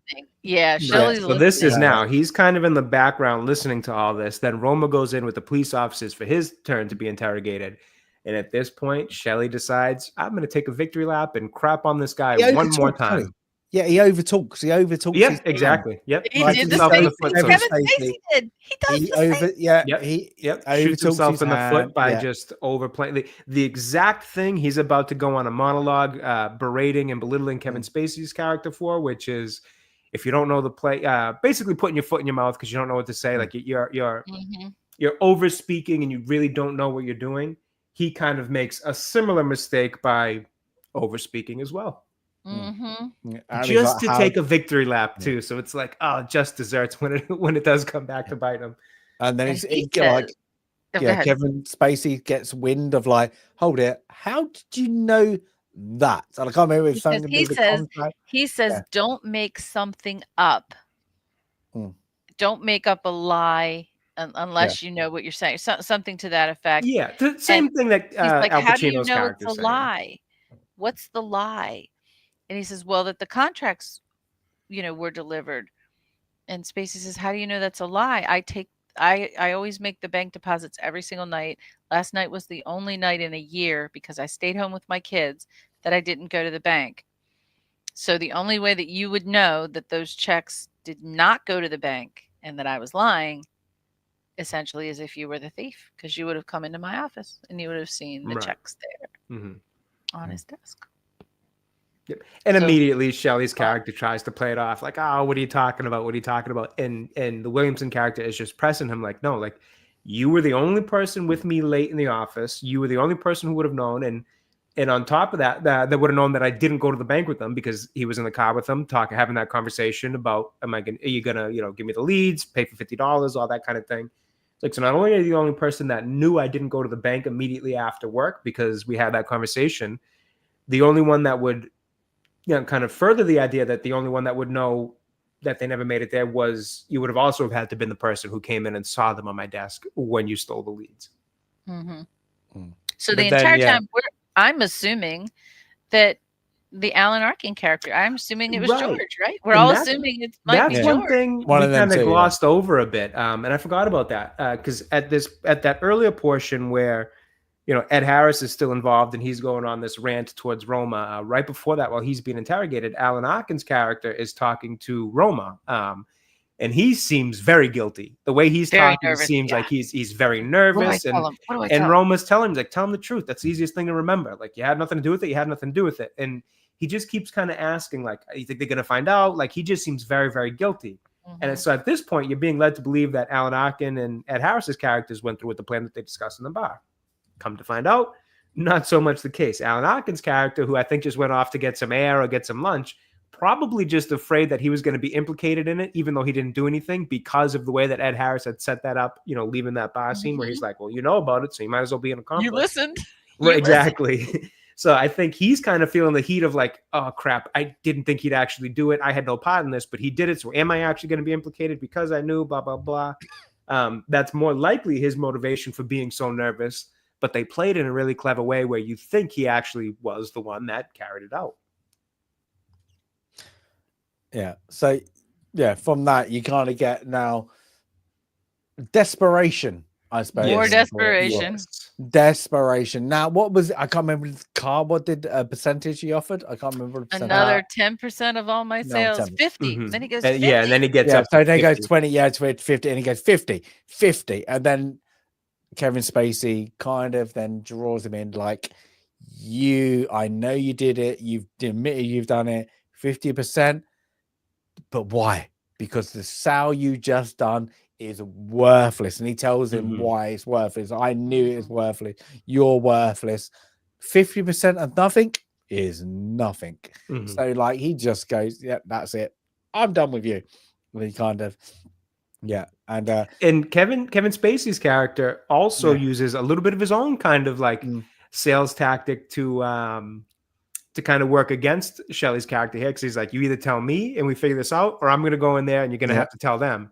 At the end of the day, he always knew he was going to rat him out, but he just wanted to have that one upper hand to be able to tell him, and you know why I'm doing this? Because I don't like you. Yeah. Yeah. It's either that or you're like, I don't like you because you all think I'm lower than you. Right. Because I don't sell, but I don't like you. You're old school. You're worthless. You need to go. It's kind of like that. So yeah, and then even to that, like when they have that thing, and he knows he's done for. He knows his thing, and then Roman is still, you're the machine. Like he goes back and he goes like, yeah, you're back, mate. Yeah, you're back. Like we've got some. Me and you. It's me and you. F everybody else. Don't care about them. You made that sale. It's now me and you. Everybody else can go. And it's just like, and then you get that Jack Leonard. He plays it this bit really good because he knows he's effed. And he's just he's like, he remembers what he was, but he now he knows what's going to happen, but he just goes, it's kind of like a silent thank you, kind of, in a way, that he knows I was once something people looked up to, people aspired to be. And then like even when he goes, he goes to see the cop calls him in, and then Ricky's on the phone, and he even stands up and puts it like, you're the machine, like he goes, yeah, it's still, you've still got it, boy, like that. And then and then he goes off, and then of course Ricky back to being a salesman, goes back to the call, just like, you know, boom, boom, boom. And then, And even yeah, the Alan Arkin character comes out of the yeah. grilling as afraid as he was and Mm, fumbling and bumbling. He comes out of the room where the police were yeah. interrogating him. What does he do? He sits right back down at the desk and starts a smarmy call again. By the way, while they're all being interrogated, do you notice the guy comes in with the phones? So remember, all the phones Yes. were Yeah. stolen. So Yes. you notice this guy is going from desk to desk, reinstalling Mm, the phones, and it's like, up, back to business. Like mm, business as usual. It's going to Mhm. carry on, and Arkin picks up the phone and starts being his smarmy old self in the old way again, and probably not going to be very successful. Um, but there's no happy ending here. This Mhm. is there's it is a kind of a snapshot of an event.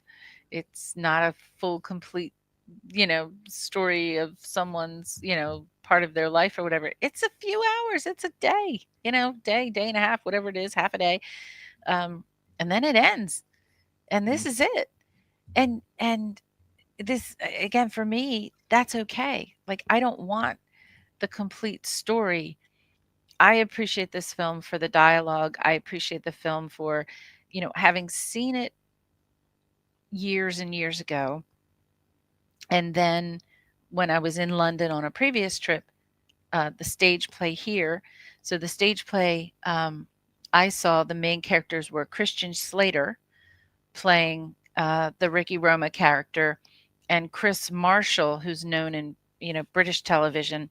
He was playing the office manager, the Kevin Spacey role, and there were other really top notch stage actors playing all of the other roles. In fact, I think the actor that played George on that stage play is the same actor I'm going to see next in a few days in another play. And I'm sorry, I can't remember his name, but all just top notch stage actors. Again, the tone a little different in the play. The play really is just probably 4 vignettes. The play starts with the Moss and George character going back and forth about the robbery. So some of that beginning stuff that occurs in the film was not in the play.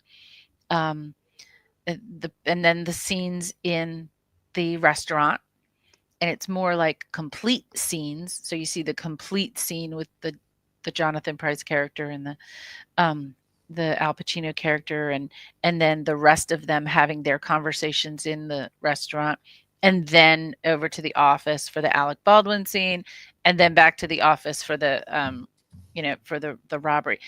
It's very concise and compact. Even though this is a short film, there is less to the play. Um, but again, it's all down to the performances and the dialogue. And I also want to say, um, I really think this is well done. And just recently, we're seeing these probably not earned platitudes by the 2 main actresses in the film Wicked, which I hope to see it. It was Oh a man. musical that I saw with my girls, and we both really enjoyed the musical. So I do hope to see the film. But here's what really annoys me is that Their press tour. I It's, saw it's well, been wild. but here I've seen the musical, and my kids Mhm. have seen it twice because my mom took them as well. The amazing performances by those on stage, the flawless performances by those on Mhm. stage who can belt out those songs and put on those performances. And then these 2 airheads who are acting like they are the second coming, okay? Yeah. They're not, because guess what? If they screwed up, someone yelled cut. Right. If their singing wasn't perfect, someone auto-tuned them. If the lighting wasn't dramatic, they added some CGI. Stop. You are not as great as you think you are. Give credit to all those ladies on stage who have played those roles, because those songs are hard. They're Mhm. very they're really, big numbers. And when I saw, what I saw and what my kids have seen, has been amazing.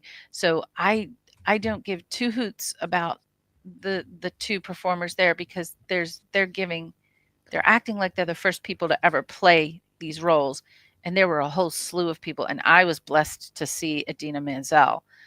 But there are many, hundreds, probably hundreds and hundreds of actresses who've played those roles since, who've done a fantastic job. This play, again, this is one that I think people wanted to play these roles because you have to be perfect to hit the timing of the dialogue. And what I saw here on the London stage, I think it was at the Haymarket, and what I heard in the audio version from the LA Theater Company with Richard Dreyfuss and Joe Mantegna were flawless. Now, am I saying that the film version is not as good? No, because I think these actors do a tremendous job. But I also just wanted to give a little credit to the fact that this was a play and it won the Pulitzer Prize, and it absolutely deserved to win the Pulitzer Prize. No, How fair about enough. you two? How do you feel? Well, about hold it? it. Well, hold it. So you recommend the film I and recommend the recommend play. and the play. And the play. And I'm guessing you've got a higher regard for the play than the film. I do because I give, because of the timing of the dialogue and the chops that it takes to do that. Now, And so there's just something to experiencing it with an audience too. Remember, so I would like to know your score for the play, especially if you said also that has a comedian actor in it already. So your score for the play, I would out give of the 10. play an 8.5. Okay. I would give And the then film. the film. I would give the film a 7.5. Okay. Okay. There you But go. still Jay. really. And if I could say though, Yeah, absolutely. let me say this. I give the performance I saw an 8.5. I give the play on paper a 9. Oh, Just to interesting. Yeah. read the play, I give it a 9. It is amazing writing. Again, how can you not give a Pulitzer Prize winning play, a high score? Right, fair enough. I give the performance that I saw an 8.5, and I give this film a 7.5. All really good scores. All really good scores. So not to diss this cast at all. So Jay, this is again first time watching for you. Yes. So this was a first time watch. So for me, first of all, I recommend it. Absolutely. I thought it was a really, really good movie. I was, like I said earlier, I don't know if this was backstage or if this was at the beginning of the show, but to find out or to know that it was a play is not surprising because this is a movie that heavily relies on the writing, and not even so much writing as much as the story, but the dialogue. But the other thing it relies on is the actor's ability to execute that dialogue. And these actors do a phenomenal job with it. Like I said, the pace of the way these conversations happen is at this super fast pace, not too fast in a way that you can't really pay attention to what's going on, but just the fluidity and the smoothness to the way they have these conversations mixed in with the acting of the body language, the facial expressions, all that. Just brilliantly done. Like I said, this is a great case of writers writing and actors acting. And again, I know it's an adaptation, so I'm sure it's easy to kind of take a lot of that dialogue and write it to a degree, but you do still have to make it work. Maybe easy is not the right word to use, but so I know it's not coming up with something original, but to have adapted it so well and to have these actors carry it out so well, I thought was just brilliantly done. The cast is very talented, obviously, whatever you think of some of the actors that are in it because of their actions outside of acting, so be it. That's not what we're talking about here. We're just strictly talking about the performances they gave. And, and that's not to bring down the whole cast because not the whole cast has those issues. It's just, certain people on it. But, it was well acted. Dialogue and writing was well done, well executed by the actors. I really enjoyed it. It's a short, kind of quick little movie. It's nothing crazy. Like I said, it takes place in 3 different sets for the most part. It's just a really efficiently made movie, in my opinion, and I really liked it. So I definitely recommend it. I give it a very strong 7, and it's one I would watch again. Now over to me. Your turn. My This turn. is a very American story, so I'm really interested. Now this is how going to be you interesting view it. because I had the exact same view. And now I've seen this before I had, and I couldn't remember it, and it was good to see why I hadn't seen it again, because that cast, you would go, oh, you want to watch it again, you want to watch it again. Now, I had the same view as my girlfriend, who watched it for the first time. So the plot, the storyline is simple. You're going to get that simple. Now, we both had the view of like the acting is absolutely amazing. You've got to give them tick, tick, tick. They all do their job thing. I think Alec Baldwin, not Alec Guinness, Alec Baldwin. Wait, ding, ding, ding. Yeah, He said it. Ding, ding, ding, I ding, think, ding, yeah, he's got the highlight scene. I think he does. He steals the show. I think the next one, like I like Kevin Spacey. I think he's dry, really kind of mean character. Like, I think he's the next best thing. I think everybody else is it. Are kind of the supporting actors, and that's why I get drawn away from this movie, probably from you two, because the main character should be Jack Lemmon, should be Shelley, and they don't concentrate around him. But when you look back at it, we both said, and this is before Sandy told us, it's a theatre, and we went, both of us said, this works, this should be a theatre, this is theatre, this is not a movie as it set out. And this is where, sorry Sandy, you might get drawn into, you've seen the both. I don't like this movie. Oh, interesting. I really don't like this movie. Now there's probably a display of like, it's very heavy American, and it's so much that I know every actor, and every actor are doing their parts, but they're acting their parts. There's not a driven. They've got, those actors can do those parts. They're not playing anything. I haven't seen anything like that. So I remember not liking this movie because it was though I like the dialogue, I find it very boring because you don't have a plot within the plot. And I mean that is an example as when you know about the robbery, you think it's going to be a robbery, you're going to develop it. It's so at the end of, I suppose, part 4 of the movie, it's just flipped over and it's just disregarded. So it should have been more. Now that's the problem is with it, is because you have every actor bang bang bang playing their part so well, and you want that to develop. And then when you look at it as a movie, it doesn't work. If you look at it as a theatre play, it works. Like one of my most the one I love, and Sandy probably is Waiting for Godot. I love I'll find that out theater. in 2 days. I'll find out in 2 days. Yeah, there you go. I'm going on Wednesday.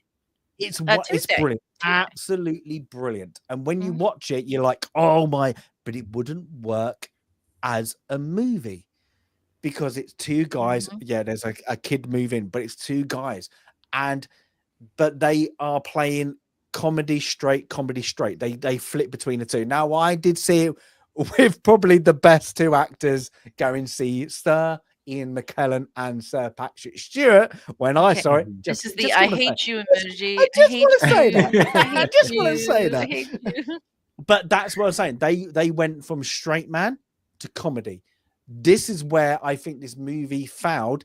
Is where they needed like a Gene Wilder in here. They needed that kind of that one actor that could play straight to comedy. Everybody like Jack Lemmon can do it, but his character isn't there to do it. So they needed the Moss and George exchanges. That's how it played out in the theater and in the audiobook. They were funny. Or even when they come in, it's like they took the phones. You know, there were those that's what I'm saying. That's what I'm saying. There are that you're saying, like how you said how it worked in the theater, and you needed that kind of smarky, humorous comment. But this movie is so dry.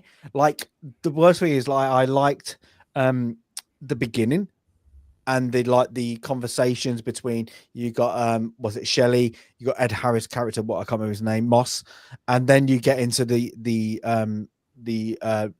restaurant, and then you got the development there, and then you go straight at that, and then you get Alec Baldwin's character. This is Alec Guinness again. Bing. Ding, ding, ding, ding, ding, ding, ding. Ding, ding, ding, ding, ding. You get that development straight away, and it's this is going to be interesting. And after that, it goes really dry. It goes really dry, and I'm really it hurt me to watch this movie. It really did. Like, Really? I remembered this movie, and I was like, everybody's playing it really well, and that's why I like every character is great, and I like how they're playing it. I just don't I think Jay, no character you like. There's no they needed no good that people. comedy. No, there's no good people. You need that comedy spark. There's no development into it. And I was like, so for me, after that little, would I recommend it? No. This is my lowest score. This is my lowest score. This is a 3 out of 10. Oh my God. This is literally that is shocking. It got to the point when I was watching it, I got bored, and I mean to the board. Oh, no. This is the first movie. This is the first movie, and I remembered it, and I was like, I was like, I think I remember this movie, and I watched me and my girlfriend. We were the first time in all of the things picked up our phones and got bored. And literally, I was like, I was like, so yeah, I can't like it, and I hate to say it, because I like the actors and I like the acting. It's just everything else, because I just was like, this doesn't work as a movie. And both of us said, this does not work as a movie. This should have been theatre. This should have been, and we both had a massive discussion afterwards. Like, me and my girlfriend was like, why? Like, what did we miss? Did we miss anything? Like, no, this is a theatre movie. Why is it not in the theatre? And then when you said it, Sandy, I was like, oh, yes, it works. It works as theatre, because that's what we said. This would work on the stage. It would work on the stage. It'd be brilliant on the stage, because you got that interaction thing. Because I think the problem with this is the cinematography for me. It moves when they're doing their dialogue and they're doing 2 minutes. It's like that. But when they're trying to get multiple people talking, they flip it, and it doesn't work. They needed that pan out so you can see the interaction between them too. So that's why I think theatre you'd be like, oh, there they come in, there they come out. And that is maybe it's European on me. It's like that. Fair.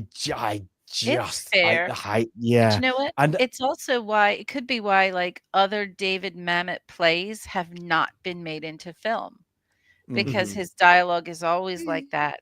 And he's had other extremely succceccessful plays like American Buffalo. And brilliant movie, brilliant. They haven't been made into film. No, American Buffalo, isn't it? There's another American Buffalo.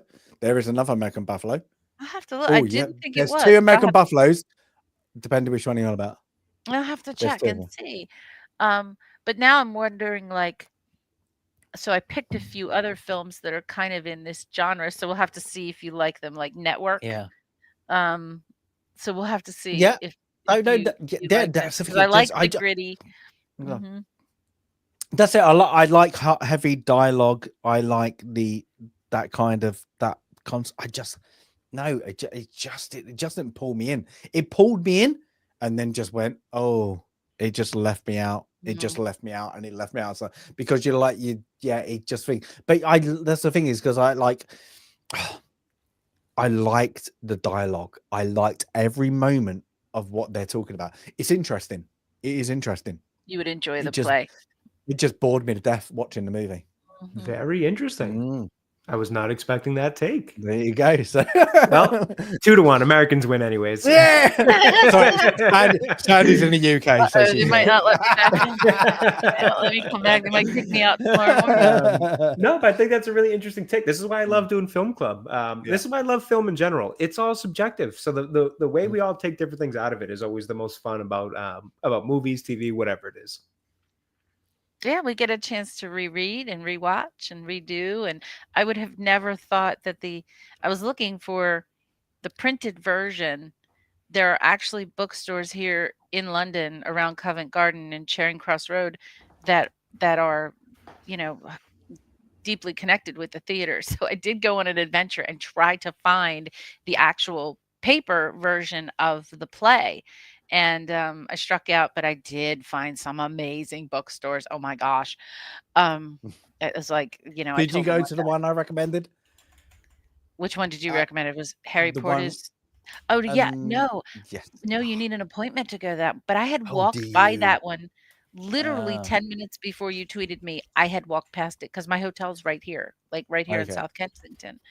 Um, but so I couldn't get the paper version, so I downloaded the Audible, and oh, to my surprise, to hear Richard Dreyfuss and Joe Mantegna and actors I know, and again, to hear the audience reaction as if, you're there, it's being recorded, it's a play, and to hear, you know, those moments of comedy sometimes don't come across on the screen because you're not being prompted by someone else in the audience who laughs before you do.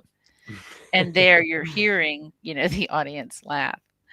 Um, anyway, hey, um, Mm. but very fair opinion, very fair. That's why we're here at Film Club. That's why it's awesome. It's love and hate. Love and hate. You're I gonna will say I do think the theme and setting in terms of as Abe kind of put in chat there, American business films, that probably Mhm. sways it a little bit more into our, Yeah, kind of wheelhouse. So fair enough there as a well. niche audience of Sandydom. Yeah, probably. I love You mentioned Wall Well, Street. yeah, right. Wall Put that Street. on my list. Yeah. I even didn't hate the kind of second Wall Street they did. I know it's not great. The Shia LaBeouf one, it's not a great movie, but I Mm. didn't hate it. And then there's, The Big Short. There's Wolf of Wall Street, which is Mhm. kind of loosely business. That's kind of all over the place. But I do like a good American business film too. So fair enough. Yeah, they can. I say, they can be like you said, like Wolf of Wall Street. That is like got some Yeah, over that goes all dramatized, over the place. but some very amusing bits in it. And I think this is what this movie lacked. Is just that Mhm. one scene that could have been a bit comedy. Just literally it just needed that one comedy moment. But then, as you're saying, if they're going so like I'm guessing the writer of the play, you said Sandy, did this. Mhm. Yeah, so that's where they just needed that screen kind of writer to Yeah. come in and go, look, we need a bridge. Like, they're getting music, we need a bridge. And we need that bridge of just that levity. And I think you needed that just with that, because after Alec Baldwin's with his balls, that's the funniest bit. And for me, and that's the levity, and then it gets so serious. It just gets to like that. So yeah, for me, yeah, it just needed that actor, Yeah, a little just touch of something to kind of yeah, cut the seriousness. Fair yeah, enough. exactly. That's fair. But yeah, good. But it would be, I must say, it would. To be honest, I remember when I watched it again, I remember not liking it. But again, I wouldn't have watched it again. So this is where Film Club is Yeah. great, Mhm. because if you do, you forget ones you love and you forget ones you don't like. Yeah, like absolutely. that. So that's it. But are we ready? As Yes, always, for are sure. we ready? I'm ready. I'm Are we ready. ready? Now, who? Jake, We have you've got the Castaway next next, I believe. Castaway. Yes. That's your next one. I don't know what I want. I just really don't know. I think I we need want a film something with Sir holiday Alec themed. Guinness. Yeah. We need I'm kind of plugging it a little bit much, and if it comes up, I've not Bridge on the River Kwai. it's gonna be like, I don't know. Oh my god! If Sir Alec Guinness comes up, this is not me just going willing it out there. I'm guessing so. But I think me and Jay, we want Christmas. We want Yeah, I could go Christmassy. for a nice on-theme holiday movie. I don't know how many we have, but hope we get one. It's either that, like something a bit, I'm guessing kiddie-ish. I don't Christmas know, Story. like Christmas Story. Christmas Story is on there. Yeah, Christmas Story. That's that American movie. I believe that was my pick. Do you guys, just out of curiosity, do you guys have that 24-hour Christmas Eve playing of A Christmas Story as well, or is that just a US thing? Oh, that must Every be Christmas US. Eve, they play it on TBS or TNT. I forget which channel, And but thank God know they what? do. is TNT even a channel anymore? TNT, I haven't watched No, cable in it's so long. gone. I don't even think Yeah, it's a it's, channel, but on no, it's TBS, they play gone. it for I used to 24 love hours that. straight. Yeah, but then I've not seen the new one, to be honest. I When have he's not older. either. No, I because don't know. I don't have interest in it. I don't want the magic ruined either. just in case. Yeah, It's a there is a perfect film. reasons. There It are is a reasons I watched that movie. When we get to it, there's gonna be tears. no But spoilers. for me, but that is why I will not watch the other one, just in case. Just in case. Yeah. Because it spoils something for me, and there's reasons there. It's up there for me. So I don't, I'm just like, we're like, just in case. Just in case. Fair enough. Just Fair in case. enough. But on that note, on a more fun note, let's do it. Are we going to have a little countdown? We're going to have a countdown. So Alec Guinness is got to be. I'm going to go that it's going to be something like Tarzan in it. Otherwise, the animated. Ooh, I would love that. I've been waiting for that one. I do that. Phil Collins. Oh Just my God! put You his say heart that. and soul into that movie. My I girlfriend love might that. have to get onto that, which she would like. I hate that movie. Really? Oh, Yeah. Okay. 5, 4, 3, 2, 1. Let's go.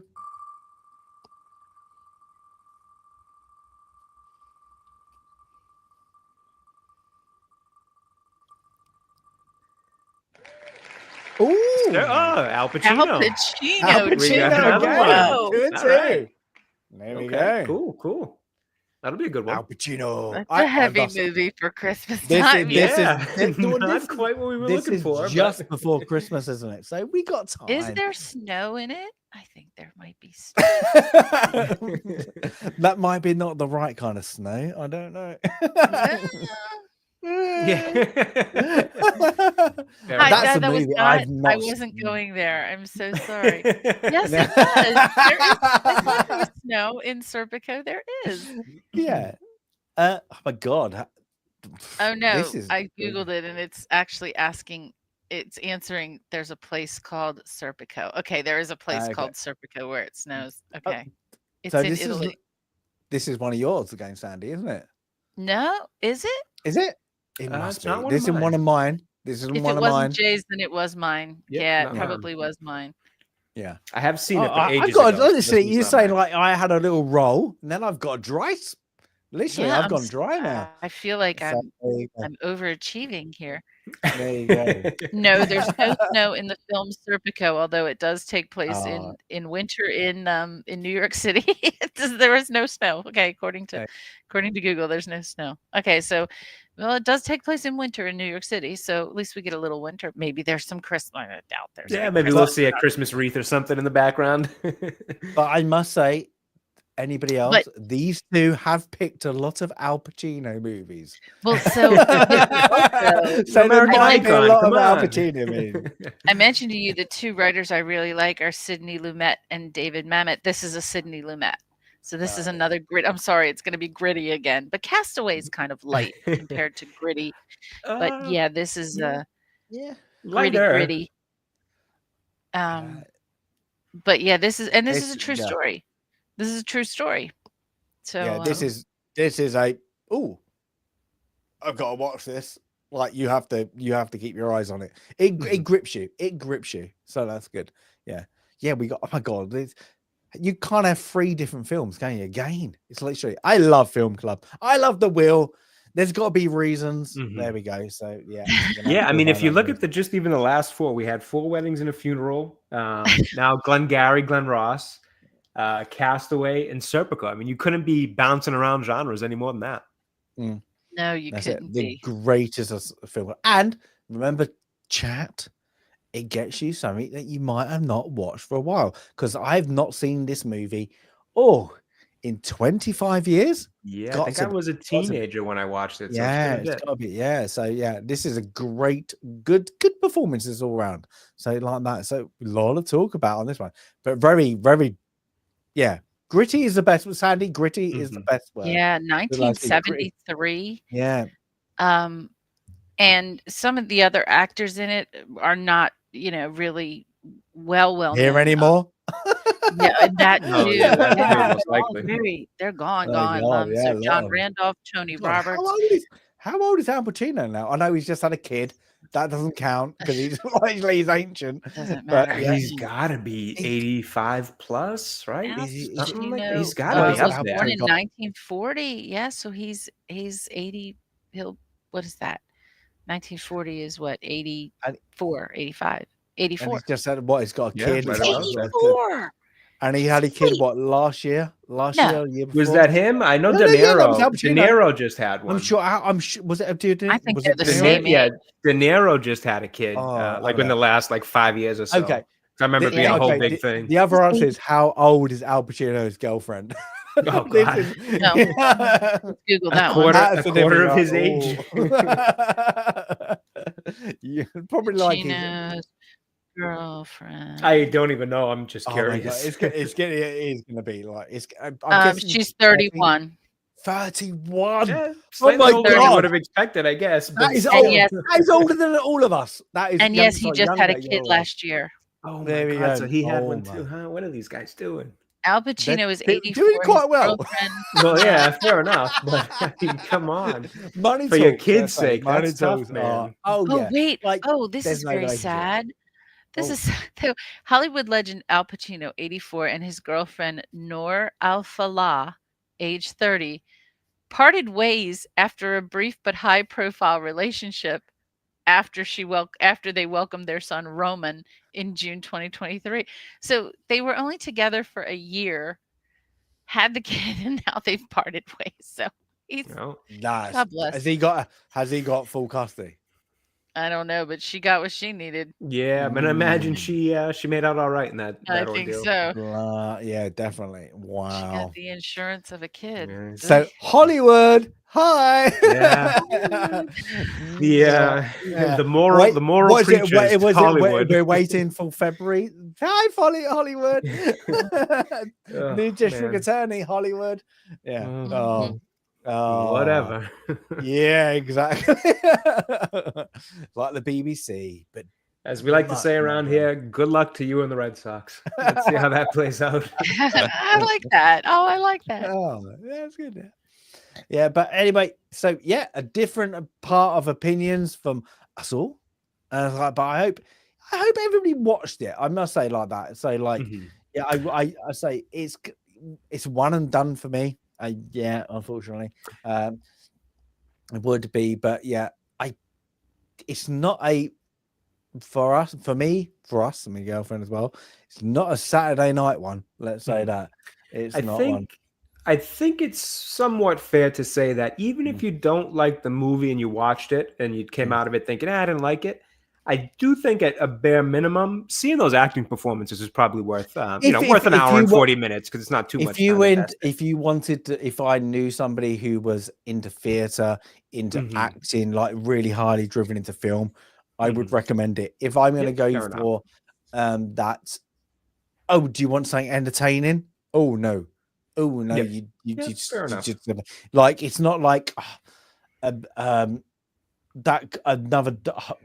Me and Sally could probably agree on this, like a highly driven dialogue movie, but it's got a twist in it. Gosford Park is highly driven, highly thing, but there's more play into it because you don't need to know the backstories of that. It's already established. Yeah. So you learn a lot from the characters' interactions with each other. Yeah, and whereas even this a is glance or disdain of whereas this, I think it was a portrayal of their sailing style. So their salesmanship was their character. Their character. What I just don't think worked on screen. Theatre, 100% I can agree, because that's what you could envision. But otherwise than that, I can't envision. But but I hope everybody in chat. Forgot to mention, I'm sorry to interrupt. I did forget to mention, so maybe not a surprise to Stasis, but this film lost money. It was made on a budget of 12.5 million. Wow, and it I'm made surprised it cost that. Yeah, it made 10.7 million. probably for all the same reasons that you may be mentioning. It is, it kind of looks dark and it doesn't look shiny happy. Or action-packed. There's no action here either. Al Pacino was nominated for an Oscar for Best Supporting Actor, as well as a Golden Globe for Best Supporting Actor, and he did not win either of those. None of the other actors were nominated. Neither was David Mamet for writing, which is just surprising. Again, you win a Pulitzer Prize for the play, but not for the, not even a nomination for the screenplay, which was really interesting. But it did win a whole slew of those little independent film awards, 18 different independent type film awards, plus Drama Desk Awards and all those things. So the more eclectic, let's say the word snobby, that sounds horrible. The more, I guess you would say eclectic and maybe focused on the performances and the kind of highbrow. I hate to say that too. Uppity. I like to say uppity sometimes. Uppity, yeah. All of those little independent awards, it did win a slew of those. So I just wanted to share that. Interesting. Back to you, Stasis. I'm so sorry to interrupt. Nope, I think he might be having a bit of a coughing fit. Maybe no, it's I'm fine. I can understand why that was there. Yeah, so yeah, 2 seconds. That's okay. There we go. No, yeah, I can understand. Like, I can see most cinema goers going, oh no, like I can't see you coming out and going recommending it. Like that cast is a draw. Yeah. Look who I'm gonna see. It just it didn't play home for me. But yeah, I can see why it didn't do well like that, because it's not like, oh, you could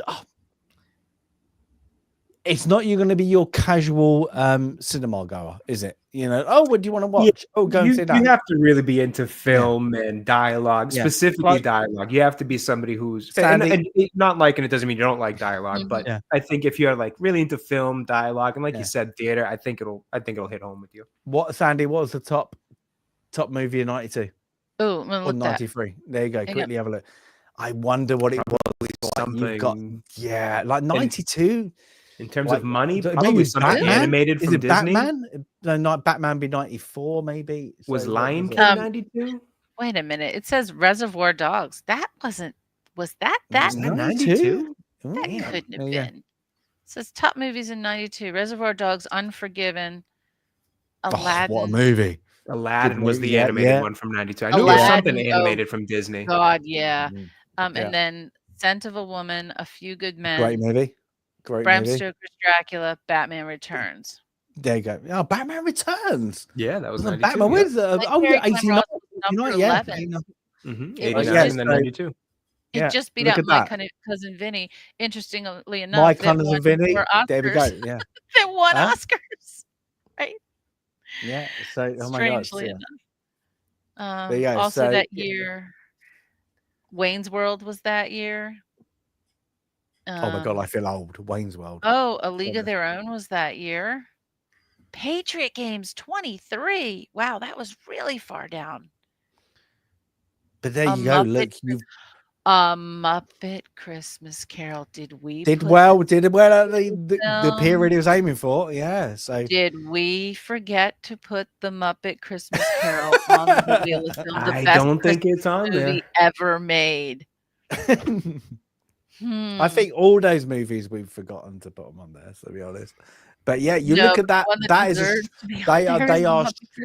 But you think that they are. Everyone you've just said are good cinema pulls. Yeah, that's it. You got some. Yeah, I would say heavy black. Okay, yeah, there you go. So you've got. That's a very art. That's White Men Can't Jump. That was big in the United States. That was a big one. Yep. Yeah, big over here. And Wesley Snipes. Oh, was it? And Rosie Perez. Yeah, that is good. That is I like that movie. That was horrible. What a horrible Under film. Siege. Yeah, but it was a cinema movie. Under Siege, you can watch today and you will still enjoy it. Oh, wait a minute. It's not the greatest movie. What a good year. Okay, this was a good year for those kind of like, hey, I'll go see it. Are you ready for this one? The Mighty Ducks. I like Mhm. that. Yep. And for as much as I can't stand this woman now, I love Sister Act. I went to Catholic school. You know, I've never seen Sister I Act. You've love. never seen? Oh my! I was never interested in it as a kid because, well, again, nobody's I was interested in it as a man as a kid. I was You have to born. watch it Well, with your I was missus. born in '92, so I missed it there. So then years later, when it was Here he coming on goes Oh my TV, I was effing kind of hell. like, Me and Sandy just feel really old then. Thanks a lot, guys. Thanks. Well, by the time it was on TV, I was at your high school. I would be like, damn you. Yeah, so that one kind of missed me. By the time it was always on TV, it was like I was a kid, so it was always like interrupting cartoons. It'd be on like ABC Family, so it would kind of ruin the cartoons and things I had been watching for the day. So I kind of just grew this disdain for it without ever actually watching it. Oh, hilarious.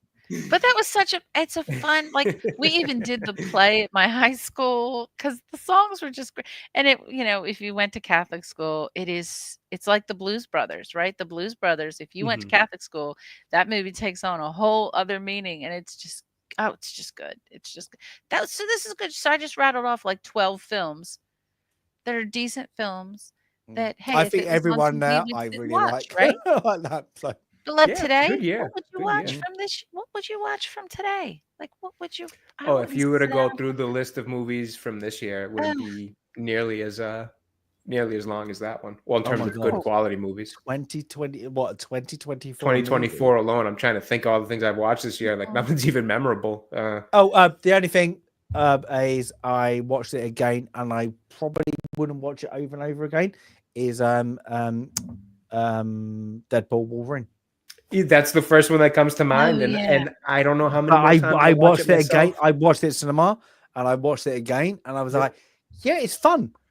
I'm done." I did 2 movie theater runs of it because I watched it. Yeah. One, just me and my wife, and then another time, my wife and another couple that we're good friends with because they wanted to see it. And I'm kind of like, I'm And again, I did a review. I really liked it. My review is Yeah. glowing of it in terms of a return to form for that style of movie. Mhm. But don't need to see it again. Like I would rather watch the first someday, one. but even that probably I not. like, but I don't know what else has come out this year. Yeah, I'm trying to think. There's nothing that's really stood out Nothing this I year am that I'm like, interested that in. was great. We're talking about But the- Madam Web and you- stuff like that. So not a We great keep year. saying in the last 4 years, probably 4 or 5 years. Godzilla minus one was the tail end of last year. Otherwise, I would have said that was a good Yeah, one. but But that that is was an December of unexpected- 23. An unexpected good movie. Would you go back to it? I haven't yet, honestly, and I did really enjoy it. So Exactly. fair point. Fair point. I'm saying there's movies that you go. reviews. There's movies that you kind of go, I want to watch it again, or it comes on TV and you want to watch it again. You know, like you had Batman Returns on there. I could stick Batman Returns on every day. Yep. Like it's good, good one. There's movies like Sandy spooled off there. You're like, they're good movies. I can watch them. Like, but Dune, now, like Dune Part 2. That's one I'd watch again personally. But I watched it recently, and that is one of those. I never got Dune. Dune. Fair enough. Like, Dune is one of those movies. Like the first one, I could take, like the remake. And do I think it's better than I suppose what I forgot the guy's name. Who did the is it 90s, 80s version? Can't remember.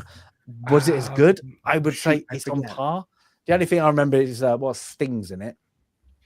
And then I'm like, the second one, I'm like, it just goes on to the book. It just gets very confusing.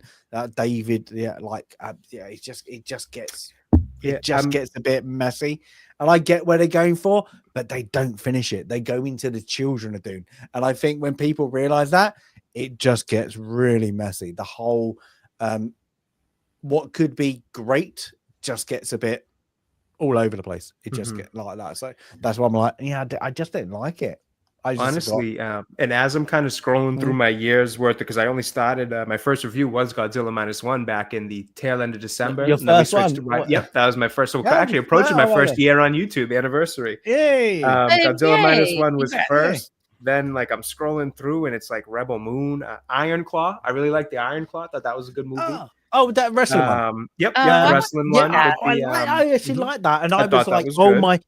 Do you know what got pissed? Sorry, we're going off tangent, completely off. You know what pissed me off? We never do that. I know. No, do you know what pissed me off is when you read about the truth, and I was like, why did they left cut out it a few out? of the sons and things Oh like my that. Yeah, it was god, a bit they odd, missed out but- one of the sons. Like literally, there was so much heartache in that. I was Mhm. like, oh my, the true life story. Yeah, the Von Erichs is a crazy Oh my story. god, Crazy oh story. my, absolutely. Like the movies, you're like, that's messed up. That's messed up. Yeah, And then you it's go read sad. the true story, you're like, oh my god, It's that's even even more more messed messed up. up. Yeah, You're like, it's- oh my, you but know. it's actually a good movie. It was a well-done Again, film. you're missing, a you're horribly missing. horrific Yeah, story, but yeah, but when you realize, you're like, why did they cut it out? That could have been like, that could have been epic, like tearjerker, but they just kept it, like there. It's like, it's horrible. It's like what happened, but yeah, it's just like, oh wow, like it's yeah, no. Outside of those two, Deadpool, Wolverine, and Ironclaw, I'm looking through. I mean, there's not even anything I really gave like good review. Like Beverly Hills Cop reboot thing was. I've not seen it yet. It was watchable. It was fine. It was probably better than Beverly Hills Cop 3, but I wouldn't go back and watch it again. That weird Jennifer Lopez sci-fi movie that came out. I mean, I'm looking through. This was a weird. You loved it. You loved it. You loved it. Roadhouse reboot. This was the year of reboots and nonsense. Well, I mean, that's been the past 5 years plus. But yeah, it's nothing like the best things for me this year came out of TV. It was Penguin and The Gentleman. Those are my two favorite things to come out of the entertainment industry this year, and that was TV shows, streaming shows at that too. So not even like long 22 episode seasons, just your 8 episode runs of a couple shows. There just wasn't that much this past year. Granted, they had the Hollywood strikes and all that, so I know some things got delayed. So maybe we'll see if 2025 is better. But well, I think now I think anything that was in the works from the strike have now been rewritten. Yeah, let's just say that, because I think it'll look a little different.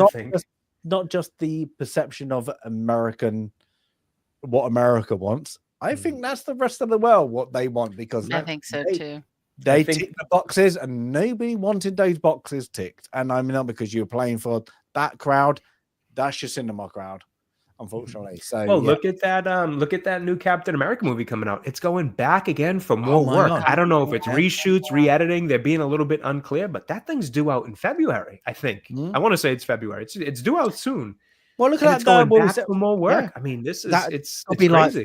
Like 4-5. At this point, I think like between total script rewrites, because I think there's been at least 1 or 2 total script rewrites. Maybe not total, but like significant script rewrites and re-editing and reshoots and all these things. Is it Batwoman? Is it Batwoman? Batgirl. That was the one that they just totally canned. They just shelved it. They got to the point and went, this isn't worth it. Take the tax right off and move on. Points. This is MCU going, established characters. We can't just go, it didn't work. They're pulling that instead of going, look, it didn't work.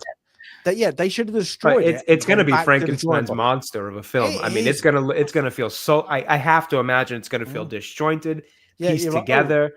Characters looking different, actors looking different, because so much time has gone on and so much reshoots they've had to come back for. Like, you can't keep the same appearance. God, I just gained 5 pounds over Thanksgiving weekend. I look like different than I did a week ago. So there's going to be so much different. So there's much got to be a different point when like on but like producers got like the producers, like the people above the producers, go, you've just butchered that script. You've completely altered it. Like, if you go like, I don't know, let's be nice. You got 4 parts of a script, and they butcher one part, that messes up everything else.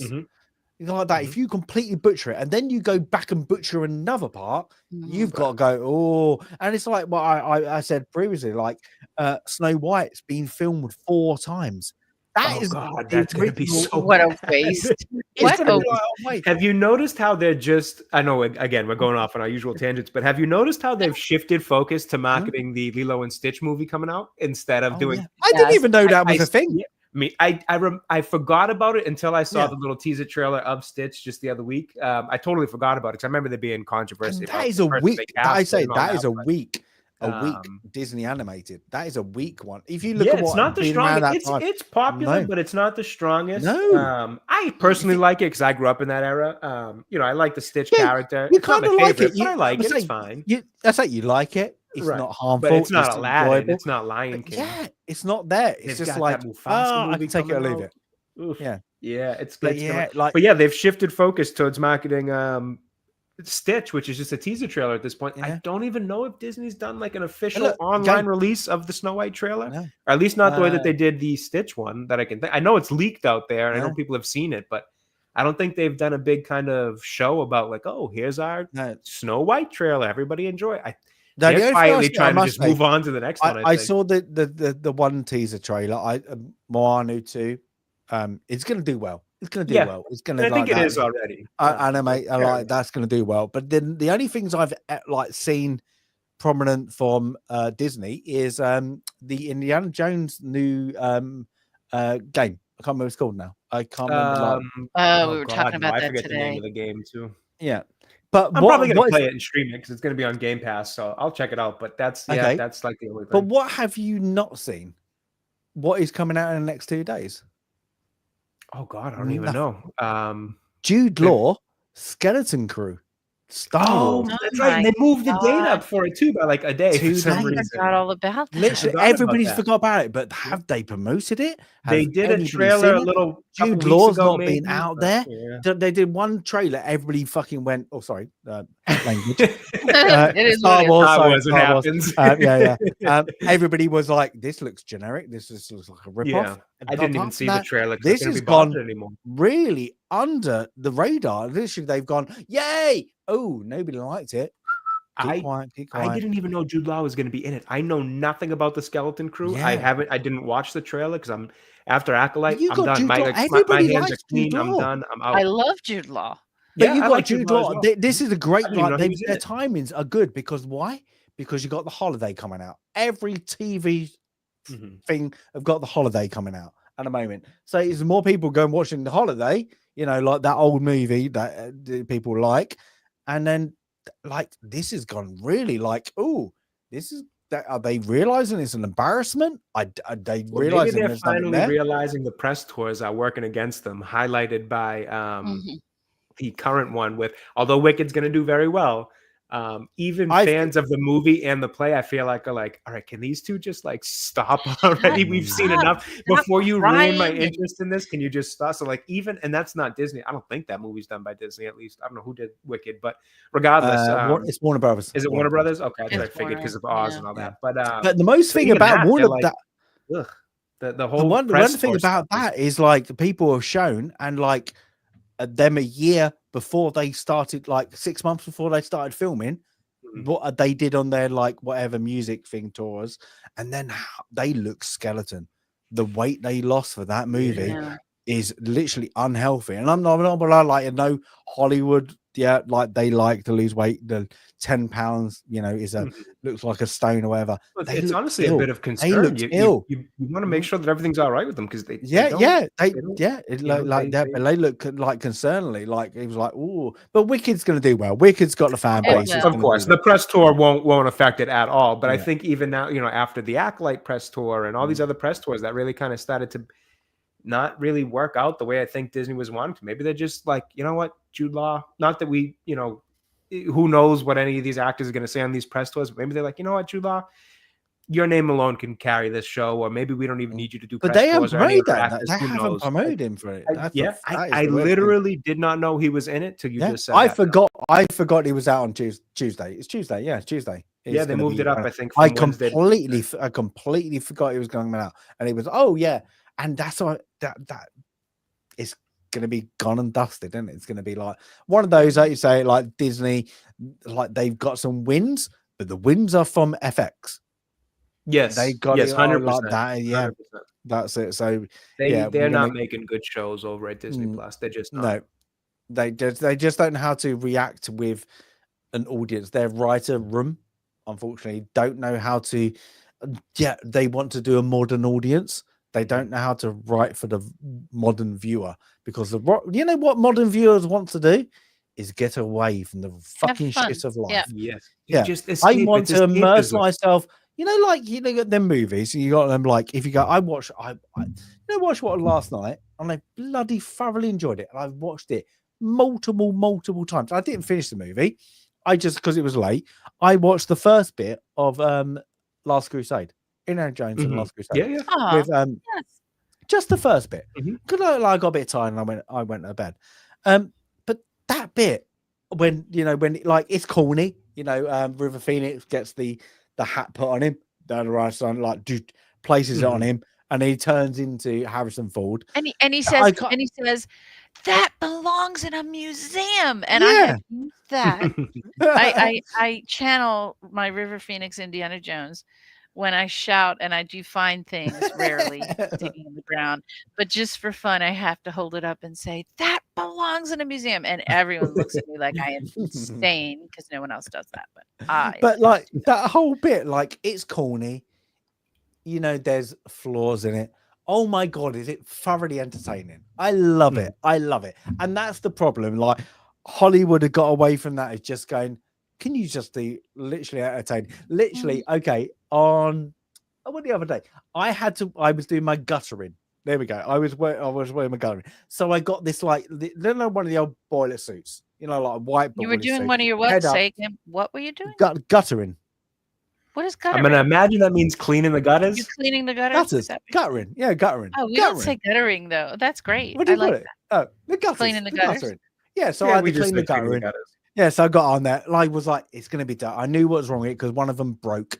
So I was like, and it froze. So I was like, okay, we're gonna unfreeze it. So I got out there, got my white suit on. I was like, I'm not gonna mask on, everything like that.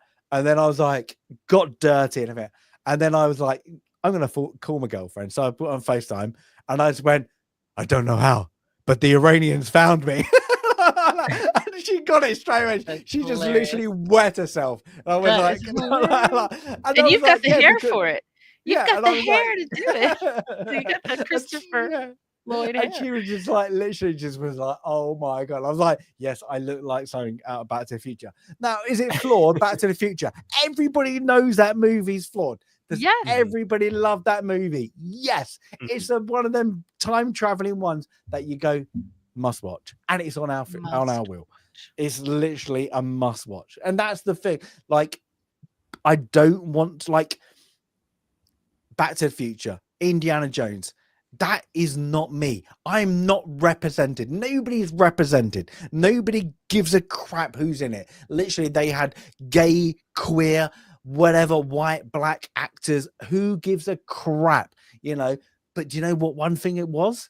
It was thoroughly entertaining and it took you out the immersion because you went to the cinema to get away from what you just stepped out of. And that is the thing. And that is what Hollywood has now forgot. They forgot that, you know what? I don't want to see myself. Because myself sometimes is shit. Everybody realizes myself is shit. My son doesn't need to see himself because he sees himself as he goes. You know what? He likes other crap because he's entertained by it. As soon as you get entertaining, like the Grinch. That's why they call it entertainment. Grinch. Everyone likes the Grinch. The Grinch, like the movie. Well, like nobody ever goes, I like to see myself as a green monster licking people's Christmas presents. No, it's the Grinch. It's entertainment. It's Jim Carrey going over the top. It's entertainment. Well, look at the new Sonic movie coming out, especially speaking of Jim Carrey. Are they the greatest movies? No. Personally, the second one I thought was a lot worse than the first, just because they focus on this story with the family, with the family that Sonic's in, but more so the human characters in some wedding that they're at. Don't spoil it. Not seen it yet. It's not. They're not great movies. They're just fun little, like you get to see a video game character you used to play a ton of. At least for me, growing up in the '90s, I played a ton of Sonic because my first console was a Sega Genesis. So it's just cool to see Sonic on screen and Tails and Knuckles, and now we're going to see Shadow, and Jim Carrey's always fun to watch him just do his Jim Carrey thing as Dr. Eggman and all that. Is it going to be a pillar in cinema history? No, of course not. But it's going to be a fun little thing for people to just to get away and escape mentally while you're sitting in the theater. And man, it's like they just lost sight of movies like that. Or how to make them like that. That's it. At least I hope that's what it's going to be. Well, look at that. Look at like Jurassic Park. Jurassic Park is if you think about it, a very simple, drawn-out movie. Just because of what happened in it, we've never seen it before, and it was Steven Spielberg doing what Steven Spielberg Right. does. Yep. Can you imagine they made that today? Oh my gosh. It, I mean, just oh, Technically, it they would are be making awful. Jurassic Parks today, and they suck Oh, every time. well, So yeah, fair enough. Jurassic World, yeah. But you've Yeah, had the Jurassic original ones. World, Like we're rather. doing something completely new that nobody's ever seen ever before. Oh, people just be like, "Oh, I rolled. Oh, bloody hell! What are they doing?" Oh, I like to hope we're Yeah. getting back towards just escapism mixed with good stories that people. Yeah, there are going to be stories people can relate to, or characters people can relate to on a personal level, things like that. Like that's another great side of film and movies and TV. Don't get me wrong, but one, not everything has to be this. I relate to this. Like I don't have to relate to no. Shrek or a Blue Hedgehog or whatever. Like some movies can just be fun movies for the sake of it. Your superhero movies, whatever. Like those should just be fun. I like Blade. I ain't Yeah. black and I'm not a vampire. Fair enough. Just saying, people. Right? You know, but like that's the thing. Like that Should is the just be thing. Like fun. I did look at that and go, "Oh, can't relate to that." Who the hell Well, can all the relate to movies that? I like have Yeah. all the movies I like have men as the main characters. I am Mhm. not, I'm not interested in girl power. I can see myself in Indiana Jones. In fact, I did see myself in Indiana Jones and it changed my life. I also saw myself in, a lot of other characters and it didn't matter. It just inspired me to do, to try new things and learn new things and do cool things. And, whether it's Indiana Jones or, oh gosh, the Nicolas Cage character from National Treasure, National which Treasure. I can't Oh think of his my name. god, I brought it up the that. other day. I Oh could my be God. doing that. I've been to all those places. I know Yeah, some but of the them. thing is, people forget, like on that count, like most men like Ellen Ripley Yeah. as a character. You're like that kick off. Like I guess in Sandy, you do as well. But like we just Well, don't think. yeah. I'm going to be that person. Like I know we're talking about sci-fi. National Treasure's a little bit different because it's a bit more mystery. But you don't think you're going to be that person. You just go, that is an interesting journey. I'm watching a journey. I'm watching an adventure. Exactly. Like I like what's it called? Oh my god, I forgot what it's called. Oh, my brain goes blank. Sorry, carry on. I'm too old to remember things 5 seconds ago. But like, yeah, you got those movies that you go, I like that character. That ain't me. I just like it. I like that movie. I like that, and I think that's where they forget to just give us an interesting character. Just give us something interesting. Like That's we were it. talking about movie, Interesting, just entertaining. That's what we're looking for as audience members. We want Yeah. something entertaining, something that just lets us escape reality for a bit. Even if it's, not always a blockbuster movie and it's something that's a little bit more serious, things like that.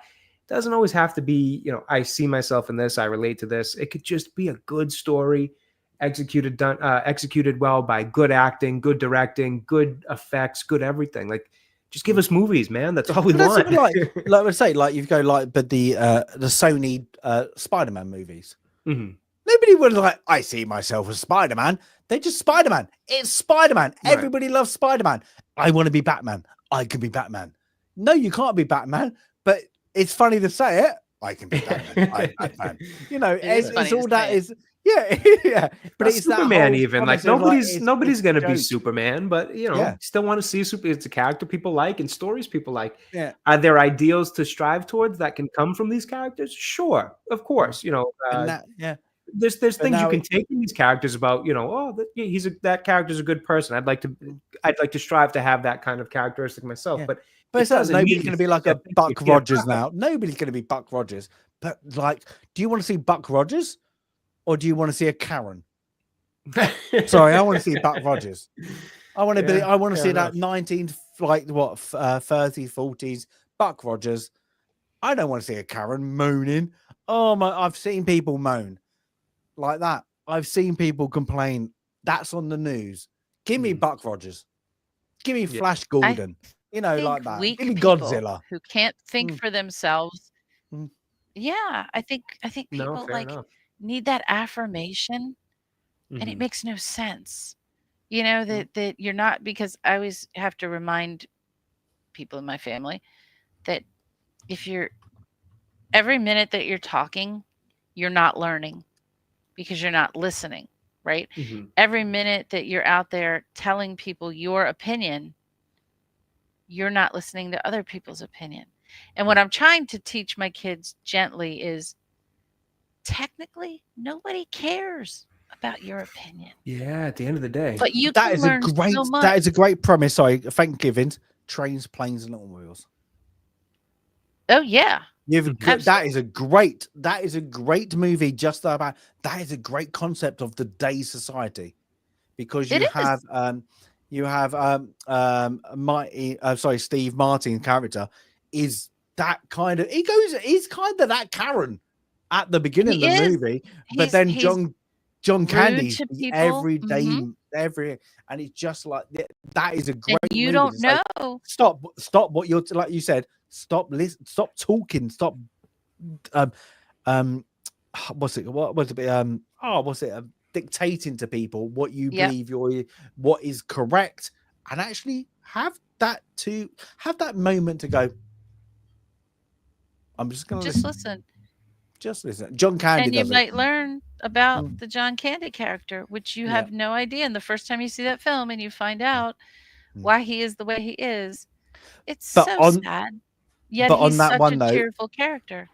but on that note about listening to people, never listen to Abe. Never. That Fair is enough. a truthful thing. But there is that is like trains, planes, and automobiles. Oh my god, I wish that came up. I wish that came up. I love that movie. I love that movie, and it is a very. Sorry, we're going into a completely other movie that has a very. It's one of those movies, and I think we've had it a lot where we go, "Oh my god, it still relates to today." It still relates to today because they've not gone for. Oh look, this is what happened in this year. What happened in modern day? Now we get them ones in. We said Wall Street and all that. That happened around a certain period of time, but we've got so many movies that have picked on our will that are so relatable. They're relatable in any decade you could go on to. Like we got 70s movie, they are so relatable. And I think, that shows a good movie where you can watch it now, a movie from the 60s, 70s, or whatever, and you still go, still relatable. If it isn't relatable, what were you doing? It's literally you did not show the people, you showed the time. Like that is different. And unless you're doing a biography and all that, what then it's related about people, that should be interesting because a historical period of time, that is different. But when you're doing an unperiod drama, like a lot of these films today are not going to age well. They're going to look and I so think stupid. that's the difference. For Jay's favorite, Madam Web. Oh, that one was just cinema masterclass. I think part of it, the difference is like you can make movies based off core human kind of elements and like reactions. Essentially, when you're making it based off current day things, or and I don't mean to say that term because I know that's kind of a bit of a buzzword term, but it's a difference when you're making it based off the state of today versus the state of humans over time. Like there are reoccurring themes of loss, grieving, happiness, all these kind of things that stay timeless because it's human nature. So if you make a movie based off human nature, it has a chance to be timeless and you can watch it 30, 40, 60 years from now and relate to it. When you make things based off humans current is when you run on, you're running on borrowed time before it's irrelevant. And that just seems to be a kind of a lost concept these days, unfortunately. Absolutely. But it's even like when we were watching The Time Machine. I really like that. I really like the way they handled the idea of like war in that movie, for example. I know it was kind of different than I think the original, but that concept of like, humans just no matter what fat time you fast forward to, war is always going to be a thing. Like that is a unfortunate side of human nature, sure, but it can be a timeless theme because it's anywhere you go in human history, there's going to be war, things like that. So yeah, does it always have to be that side of it? No. Like look when we were talking about 4 Weddings and a Funeral.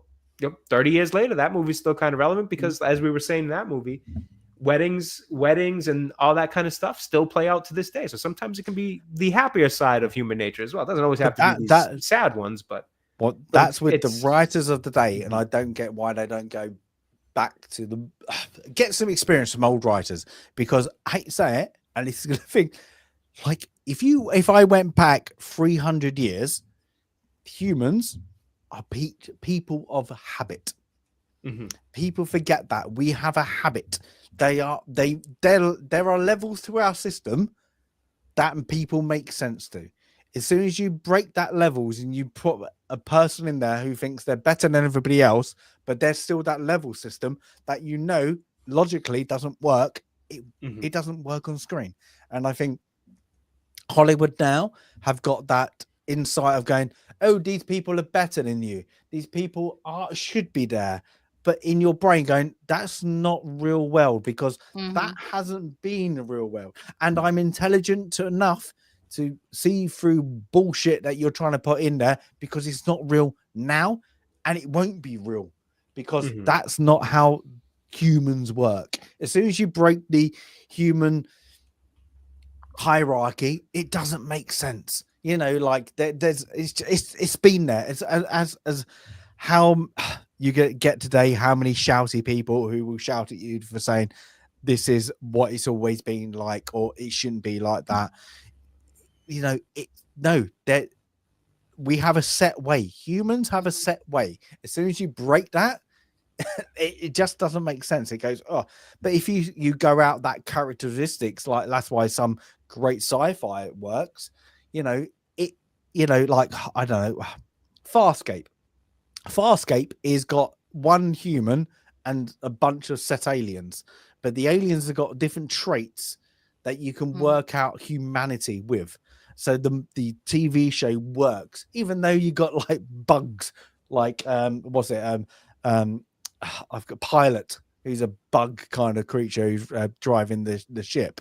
It works because it works because they're showing humanity characteristics. As soon as you go out of that and they act weird, like a Karen, because most people don't act that way. You have a small percentage, and I mean small percentage, as like you can squash it with like between a fly and a bug. That's their percentage. It just doesn't work. It just the people go, I can't relate to what I'm seeing, even though it's not portraying me. It's just not there. It's out of perceived time. It's like watching an alien show written by aliens in an alien dialogue, and they're going, no, this is human reality. Anyway, that was my little rant there. I think we all just went off on a tangent against Hollywood. There we go. Current Hollywood for a second. There we go. There we go. It's 20 minutes. Hopefully we just get back to just give us stories, give us actors, give us movies, give us entertainment. Fun. It's why it's called the entertainment industry. Like, oh my god, yeah. We're just not give asking me for much. Fun. Like there's guaranteed there's movies between us three that aren't great.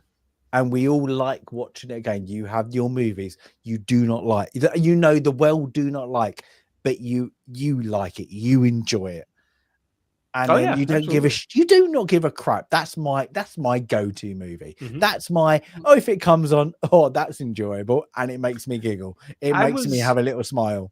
I was just watching Man of Steel yesterday. Yeah, I was watching Man of Steel yesterday. Don't mind Man of Steel. I know like it can range from people love it, people hate it, people don't mind it. I've always really enjoyed it. I like Man of Steel. I like Henry Cavill. I like the kind of is it a perfect movie? Of course not. But I like the kind of realistic idea. Sandy likes Henry Cavill. There you go. I mean, who doesn't like Henry Cavill? Let's be honest. But I like the you're concept only 10 miles away. You're probably less than 10 miles away from him. True. He lives in Kew. But like it works for me. It's a movie I like to watch. I can escape and watch a Superman movie for 2 hours, 2.5 hours, whatever it is. Is it cinema masterpiece? No, of course not. Is it perfect? Not even close. Look at the original. It's entertaining. The Superman movies. Were they? Oh my god, these are brilliant. Right. No, but were they entertaining? I could put them on. They're entertaining. Yeah, I just watched. I watched the first one. I don't know, within the last like 6 months again for the. I don't even know how many times. Just because just like, you know what, I haven't watched this one in forever, so I threw it on, watched it, enjoyed it. Is it dated? Yes. Are the effects not great? Of course. but it's still a fun, entertaining movie. And Mm. I'd rather watch that than a good chunk of the crap we get nowadays. Yeah, 100%. Yeah. And on that and that's my note, rant. that's your rant. I like Sandy, do you want to rant? Do you want to rant? No, I've done my rant. I You think I know, did my rant on Wicked when I went down the Wicked path. So there you go. Fair enough. Chat, do you want your rant? But I think we've gone through rants. We always do this at the end. We like a little rant. We like a little rant. It's just because there is. it's because we care. Yeah, We care. there's a reason but we started now- Film Club. Yeah, but look at this now. Tell me a movie that you're looking forward to. There's not a single movie I can think of from this past year that I would be willing to add to our wheel. Yeah. Except And I took one off. maybe the Iron Claw. Maybe I'd put that one on there. I'd have to watch it again because I only watched it once. I remember really enjoying it, gave it a great review. I'd have to watch it again before putting it on there, but I did really like that one. Outside of that, there's not a movie from the past year. But like you look at what 2025, you're like, ooh, I want to watch that movie. Yeah, nothing on the horizon that I'm like, I Nothing. can't wait to go see that. And that's the problem. There's nothing like that. Like I probably sound agreed. Like we both were looking forward to Napoleon because what it could have been. I know, but like there's nothing. That was There's our nothing. first real rant. We ranted for 4 hours. We ranted for longer than the film on the film. It was it was so bad. It was good because you and I could just go on and on about how bad it was, and it was so funny. I think most of it was just the word. I think most people just heard but it was just great because it's good to know that we were very synced up in our opinion of this film. I think we saw it like 2 days apart or something, so we were really close. Literally. We didn't have too much time to stew on it, and I had quickly read the book. It was probably the birth of Film Club right there. That was probably it. It really was. So we, what, we do have to honor Napoleon. We could turn that into our Razzie Award instead of a Raspberry Award. We can give out. Maybe we should do that just at like New Year's sort of worst Nappy Awards. movies. Yeah, Nappy Awards. There we go. And yes, I know what that means in Britain. And so, Jay, a nappy is a diaper. No, I'm aware. So it actually kind of works out for a bad movie as well. A fully loaded diaper. It does. A full diaper, actually. But yeah, there's nothing. I cannot. Abe points out a movie. Abe pointed out the movie The Substance. I have not watched that, but I had heard that one was good. So that is one I do want to watch. I just haven't gotten around to it yet. That is a horror, isn't it? That's the horror with. It seems like a thriller at the very least. Yeah, horror thriller. Yeah, but I had heard that was good and possibly the best of the year. So I got to check that one out. But it's like everybody likes it. But are you like this? The thing is now has our like 1992. What a movie after movie. Are we just picking like, oh, this was good? Not, oh, this was good out of a good bunch. Mm-hmm. That's what we get now. Like, I even like, oh, look, that like I watch a show or a movie. I'm like, oh, that was good. That was good. And I'm like, but it wouldn't have been good 10 years ago. This has just become we've been just giving so much. It's like crap. Finding a needle in a haystack. It's just like the good movie, and I'm like, that was good. Yeah, I probably won't see it again, but it was good then. Like, you don't get them ones you go, oh, I hate to say it, we're geeks, we're nerds, we're geeks, whatever you want to call it. Or how about the films that you're kind of not looking for or not expecting much of, and then you go to see them and you're like, oh my god, we don't get that anymore. No, I remember the Men in Black. I was not. That's a good one. I could have cared less about Men in Black. I wasn't into Will Smith. I can't remember if Independence Day was before or after, but I loved Independence Day. I think before. But I went, and somebody dragged me to see Men in Black. I love that movie. Yeah, I love that one. That feeling when you're just going along, and then that movie grabs you from the first second when he's running down the street. When he's the cop and he's just running down the street trying to chase the guy that ends up being the alien. And it's just so much action. And yeah, it's not a masterpiece, but again, sort of in the vein of Jurassic Park. I won't call it Jurassic Park, but what a cool concept. Mhm. Who like when you know how we squeeze every ounce out of every stupid franchise now? Every IP has to be just mutilated at the end because no one has a creative thought.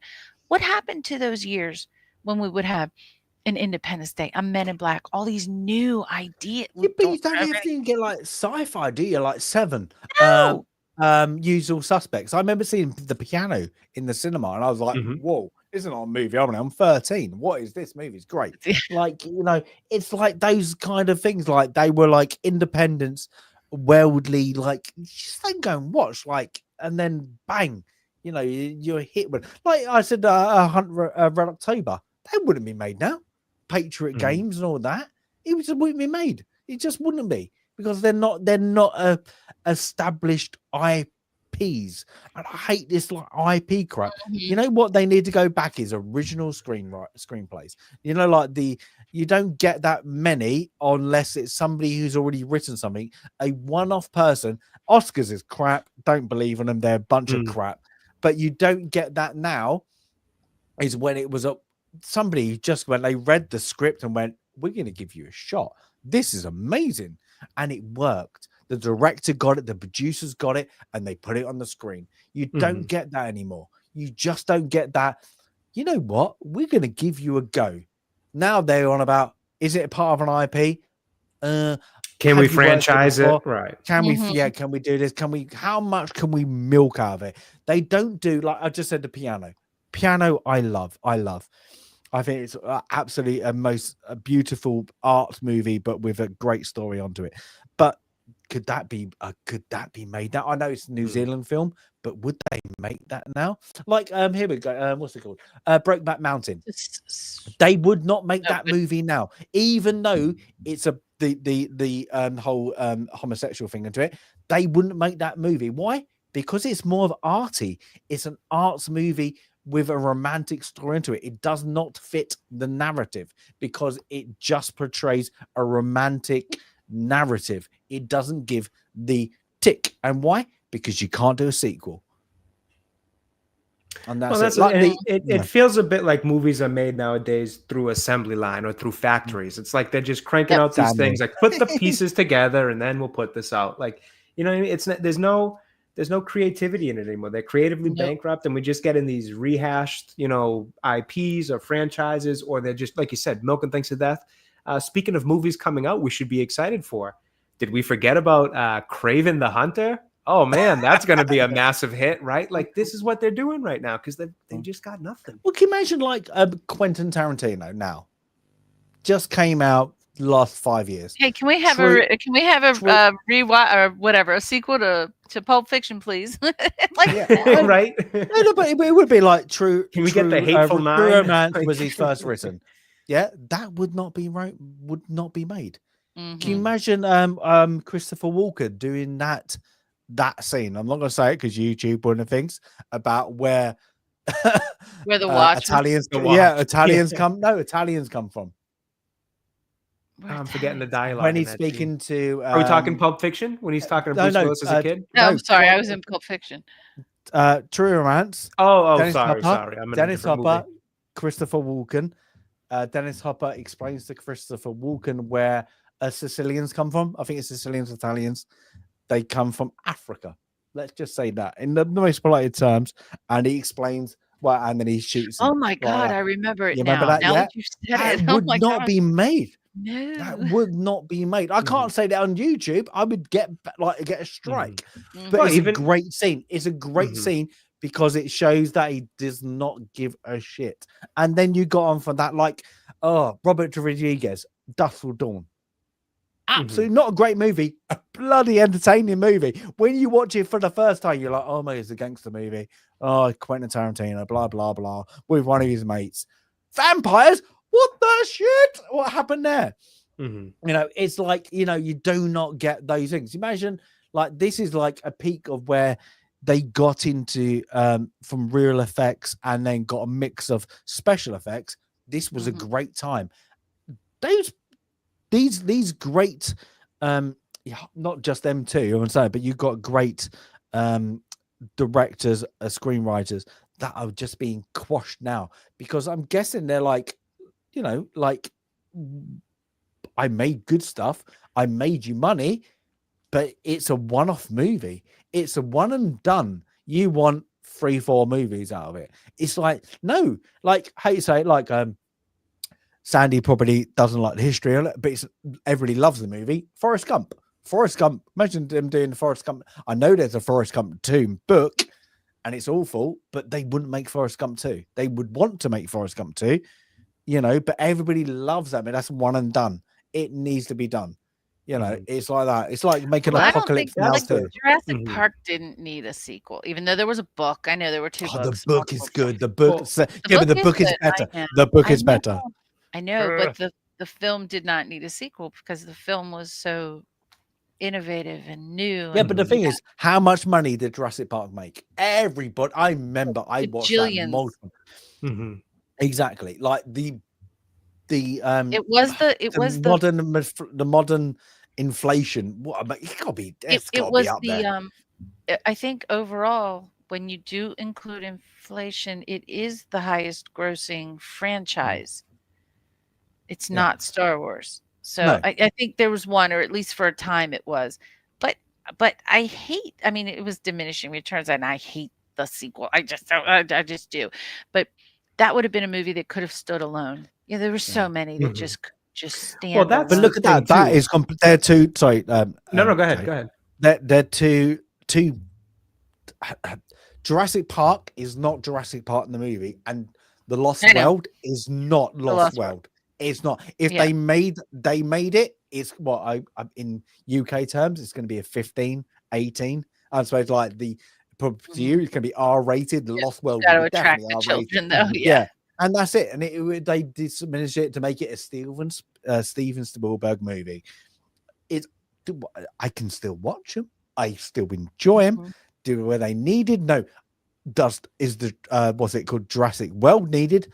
Oh, what have you just done to that franchise? You diminished it. Do you diminish that return on your investment by going just not executing? Like, oh, let's go on to that. Like, it's just boring what they do now.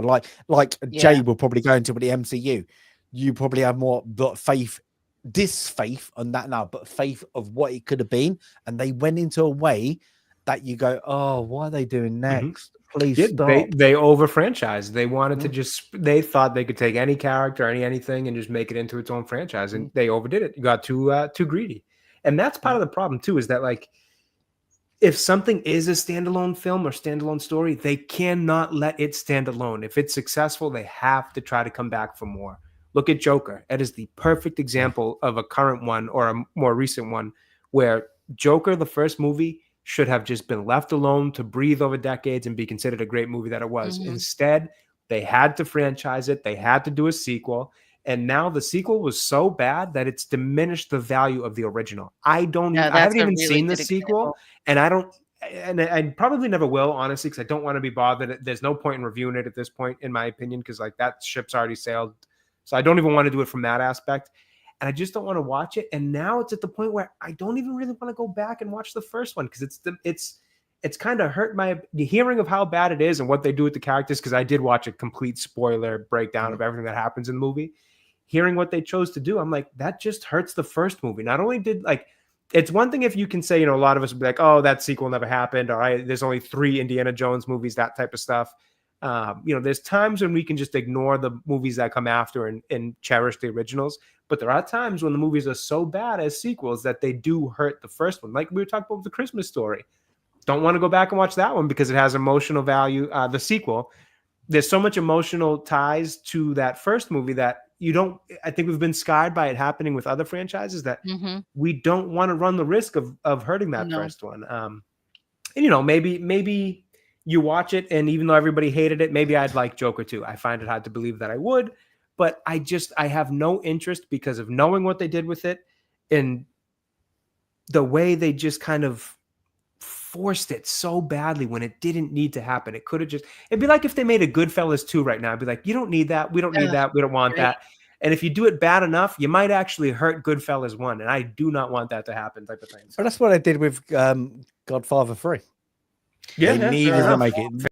Needed to make it. Mhm. You needed. They needed that. Even like it's 10 years later, you need that. It was It's so like, awful. oh.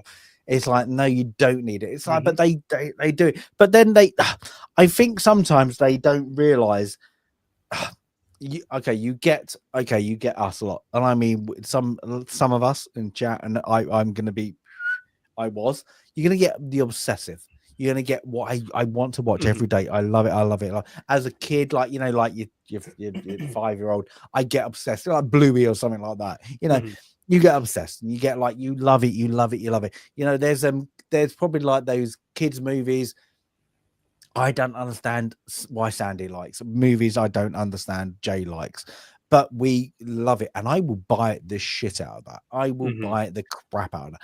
But then there's ones that universally are loved, and they got cancelled, and they will not bring back because they're too proud.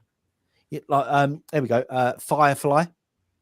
If they brought that out now and reboot season 2, Oh my gosh! oh my god, everybody would go mad. Dread 2, if they brought out, everybody loves that. Like they would love it, and now it's just like they just go, but no, or I buy it because it made money on DVD, made money elsewhere, but not made money when you thought it made money because I'll throw one out there. Mm. I know people hated the Highlander TV series compared to the film, but that's how I found the Highlander, was through the TV series. And I look back on it, and it is kind of craggy, and it's not the right story.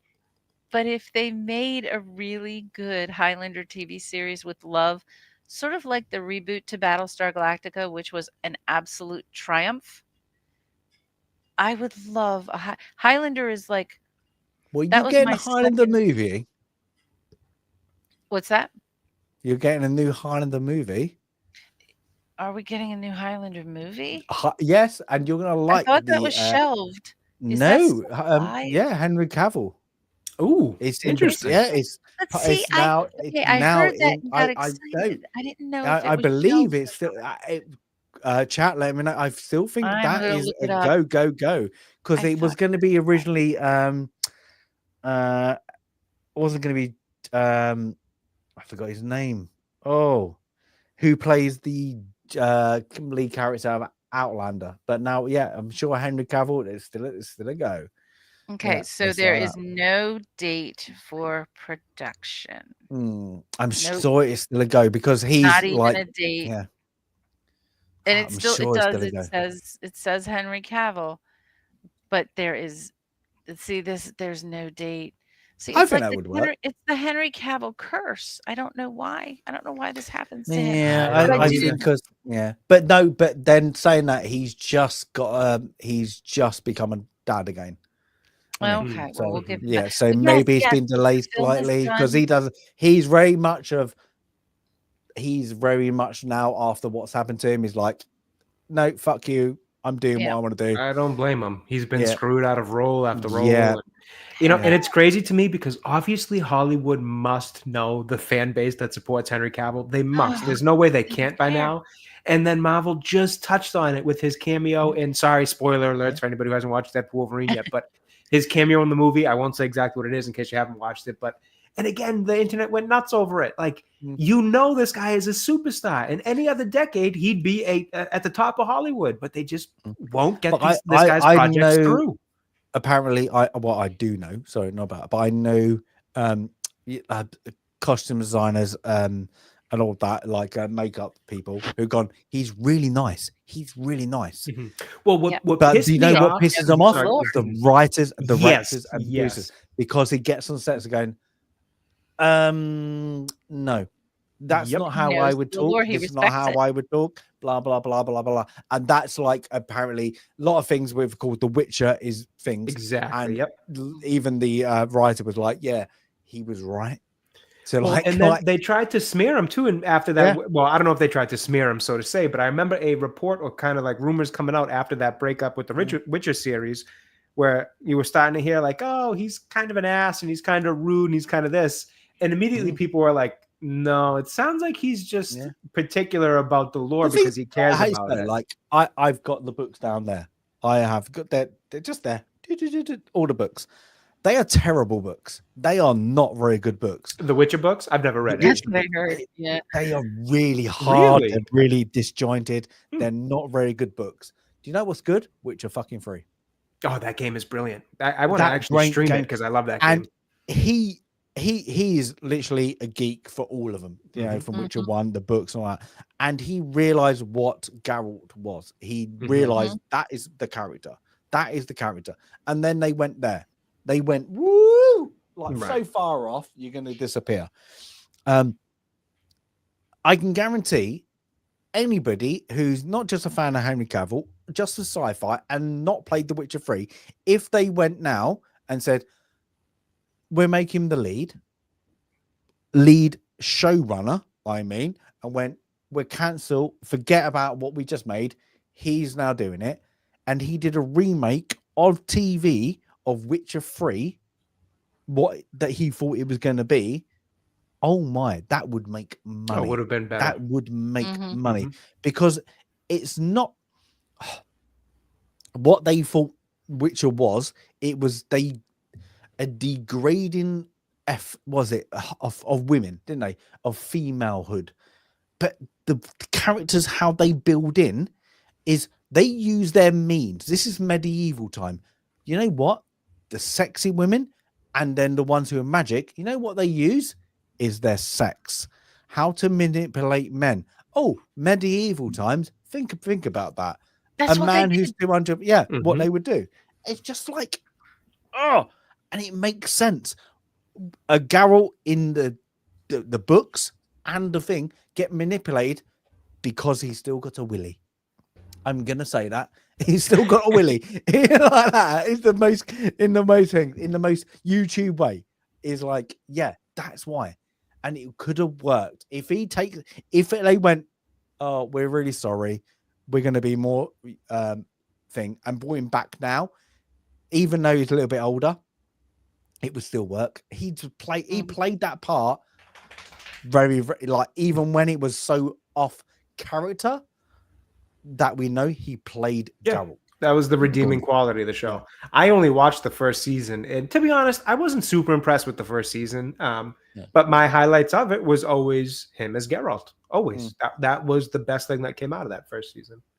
I didn't even bother with the second because I just didn't like the first season enough. And then immediately the second season comes out, and you're kind of hearing all these things. I'm like, I've only got so many hours in the day and so many hours in my life. I don't know if I want to dedicate them all to watching this. And then obviously, he himself walked away from it for reasons of not being, accurate. Well, that's it. Like, at least he had the balls going, no, I'm off.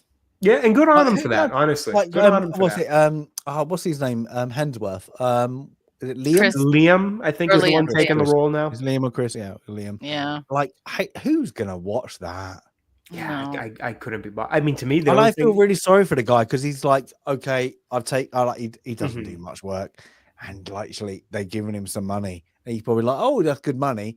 Yeah, hey, good on him. He'll make some money out of it. And it's been cancelled. Like you're cancelled afterwards.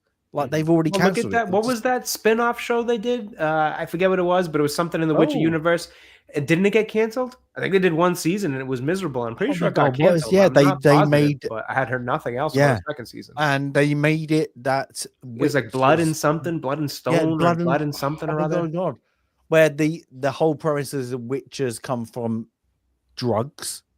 Is that what it was? No. In the books, the witches. The only way you can make a witcher is you get like boys, and out of the 20 boys you're gonna get, you poison them with this. I can't remember the like things, and one might and whether survive. they survive, right? That's okay. That's very good. I remember as well.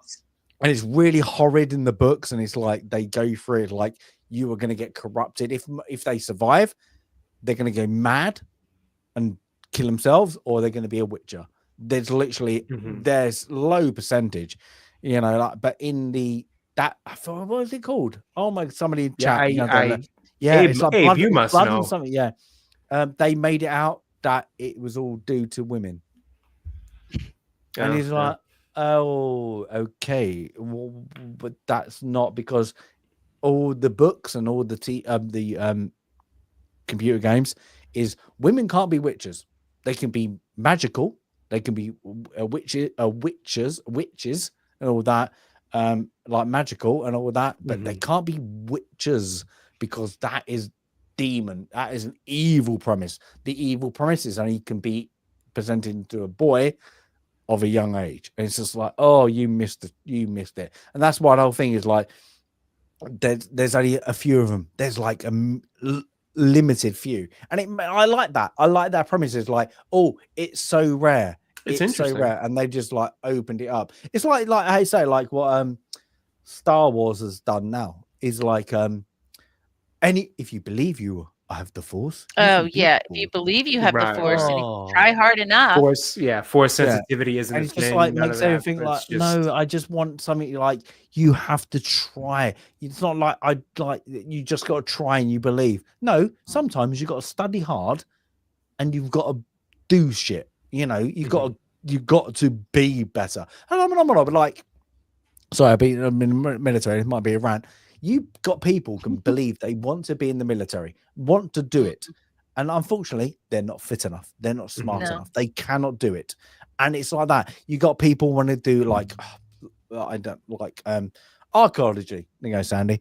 They just haven't got the app for it. They can't pass the test. They just don't know what to do. They just don't do it. You know, like it's medical. Some bit like, I could never be a doctor. I don't think I have the patience for it.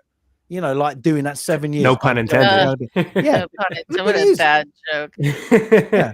You didn't even realize it, did you? No. But you can see, but I'm, you know, like some people just don't have the apt. And I think this is things like, I want to be this, like you kid. I want to be a baseball player.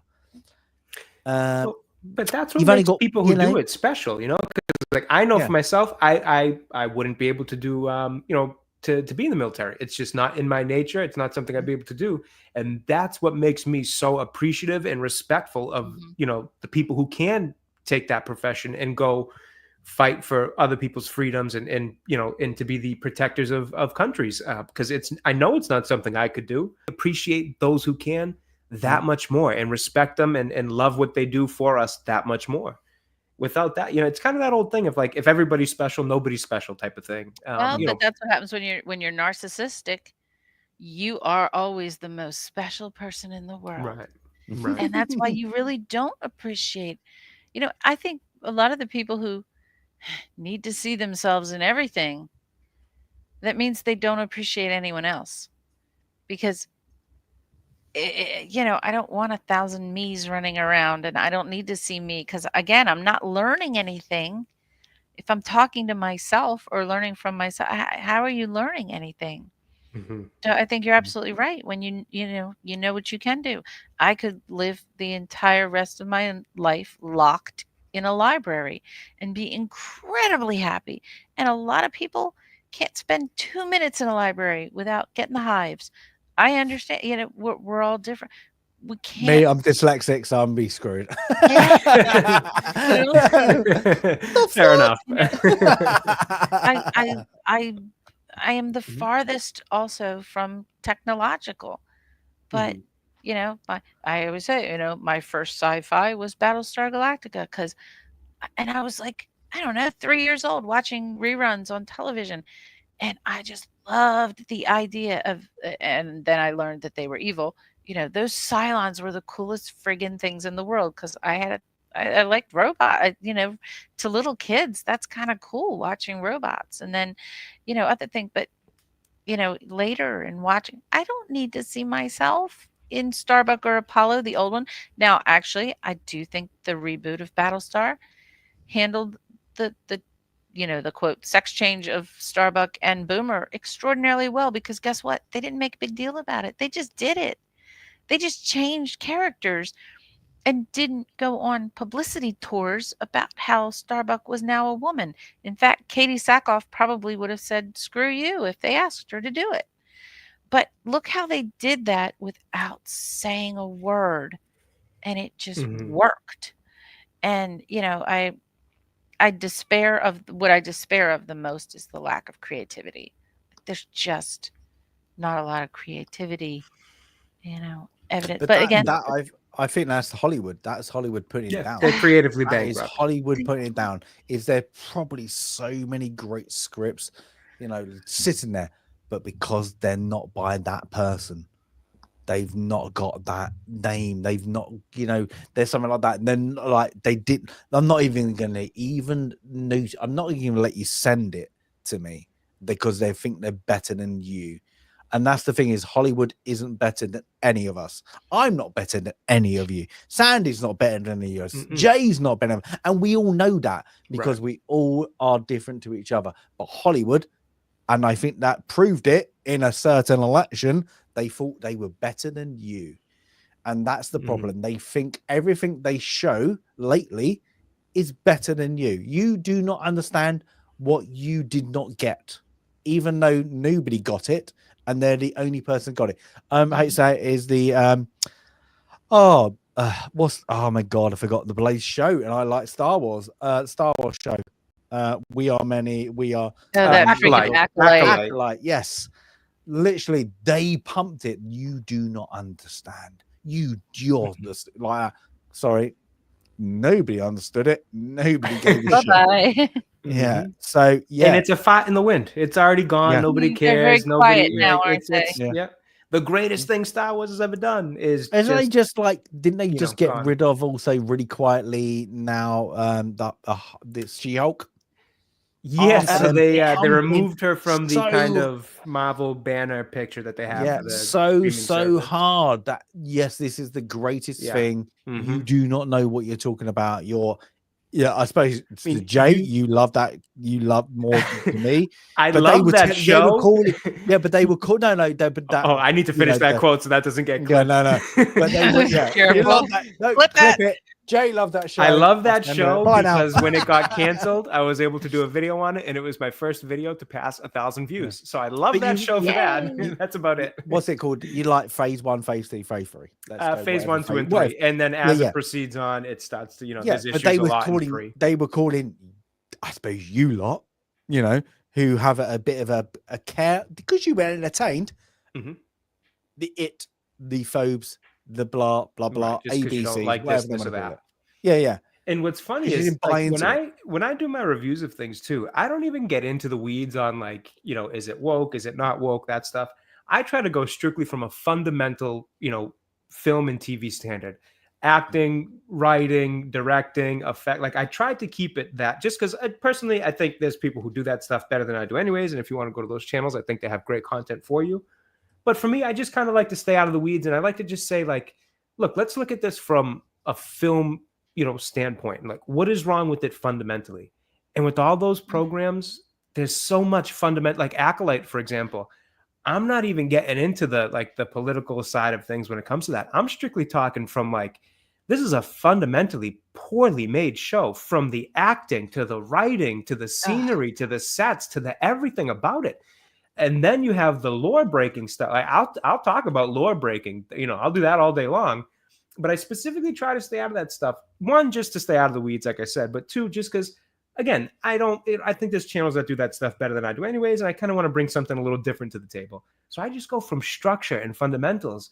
And you guys, not you guys, but you guys being Disney and Lucasfilm, like you're failing from that standpoint. So how do you expect, the substance of it, if it's not good, because of all these other things, because it might be political or it might be agenda driven or all these different things, how do you expect that to carry it when people, like, again, half the people in the country, and I would imagine at this point, like half the people in the general audience across the world don't agree with that side of things in the first place. So that can't carry your stuff fundamentally just because there's already going to be a split division on that as it is. And then you're just fundamentally making poor television and poor movies. And that to me is what Marvel Phase 4 and 5 has been. It's what Disney Star Wars has been. It's fundamentally poor film and TV making. But that's it. Like if we take Disney for a standpoint, and I hate to say this because they are one of the biggest things. In the 90s, you want to go Disneyland. You want to go Disney World. Mhm. Yes. It's a staple. You have great animated shows coming out.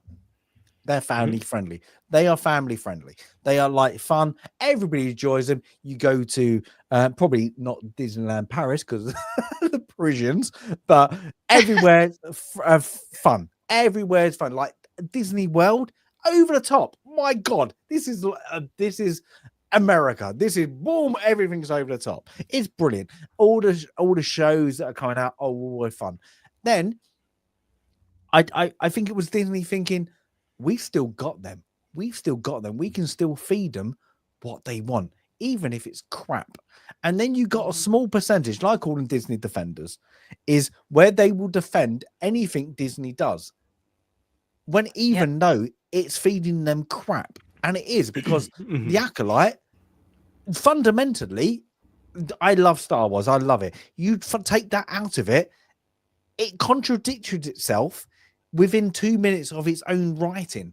It rewrote what its own premise was in the next scene. It was just like, I don't know. If I take Star Wars out of this and just took it as a sci-fi, I don't get the show. I don't get the show. Right. But I don't get the show because of the writing. It's not badly acted.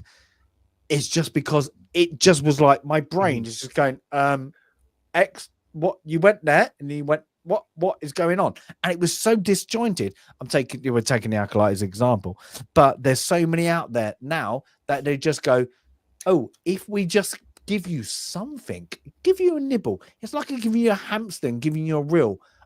Let's just, you're gonna love it. There you go. You're on your will, like that. It doesn't care what will it is. It's just a will. It's just like, oh no, we're not all like hamsters. Sometimes we might jump off that wheel and go, let's have a look. Where's my life? Oh, my life's in this cage with a bloody wheel and a water bottle. No, I don't like that. And then you sound like it. But that's it.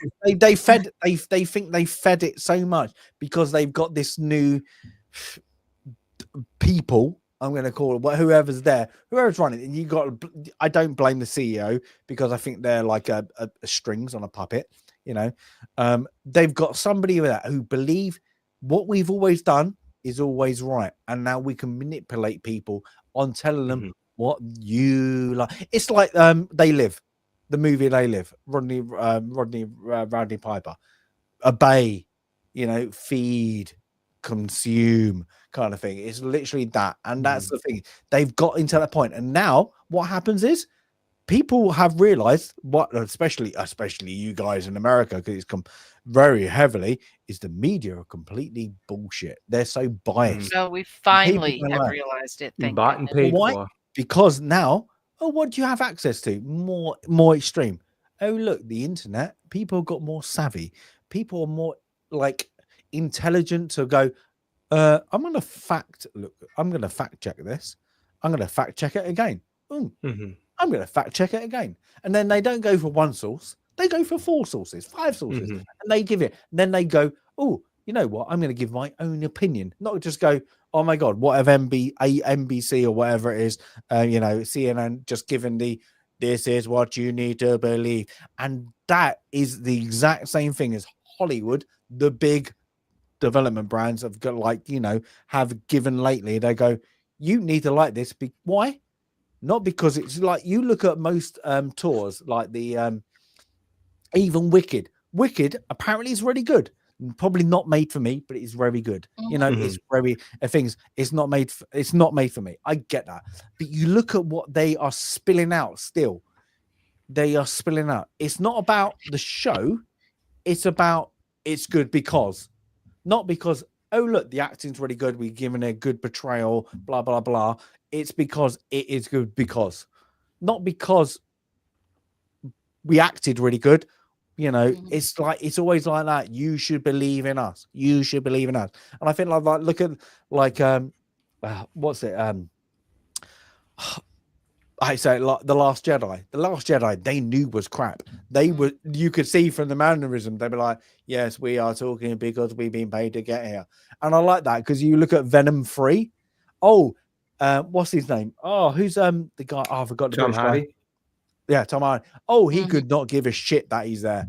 and he's No. literally in a t-shirt and jeans. He knows that franchise is crap, and he's just like, "You're paying Which me," is a shame and because he he's seems to be a literally comic nerd too. He seems to be really into it. So it's a shame that they didn't give him more to work with. But yeah, no, Yeah, 100%. but what he's already said, like previously, they completely changed their original idea that they pitched him. But as soon as you sign on that dotted line, Yeah. and I think more actors are now getting more. You know what? Stipulations. Let's make it a need to one come movie on it. deal. And next movie does well, I'll come back. Yeah, fair enough. Yeah. Oh, sorry. Bend over. Hey, Apparently he's a Ben. member. Once a member, always a member. Thank you, Ben. For Ben is a that's Ben a is a renewal. legend. That is a renewal. He's always been here. Bend over. Thank you, Ben. Ben is an absolute legend. I would tip my hat to you, sir. But yeah, but on that, we've gone for a good rant. That was a good. Yeah, well, we had some time to fill, honestly, because that would have been one of our shortest episodes ever. So. It was a short play, a short film, and a short discussion. Yeah. So we needed to fill some time there. So that worked out. Yeah. And Sandy, how are you feeling? I'm guessing you're getting quite. Are you getting tired? Or are you still awake? I'm guessing you're still awake. I'm staying on East Coast time, so I'm still awake. It's only 6:30 p.m. in my brain, as it is in Jay's real life. So no, I try to stay up kind of late and get up a little bit late, so that I'm not. Once I go back next week, I'm not too, No, that's smart. Honestly, that's pretty smart. I never thought to do that before. It's been wonderful here. Thank you for ordering the wonderful weather.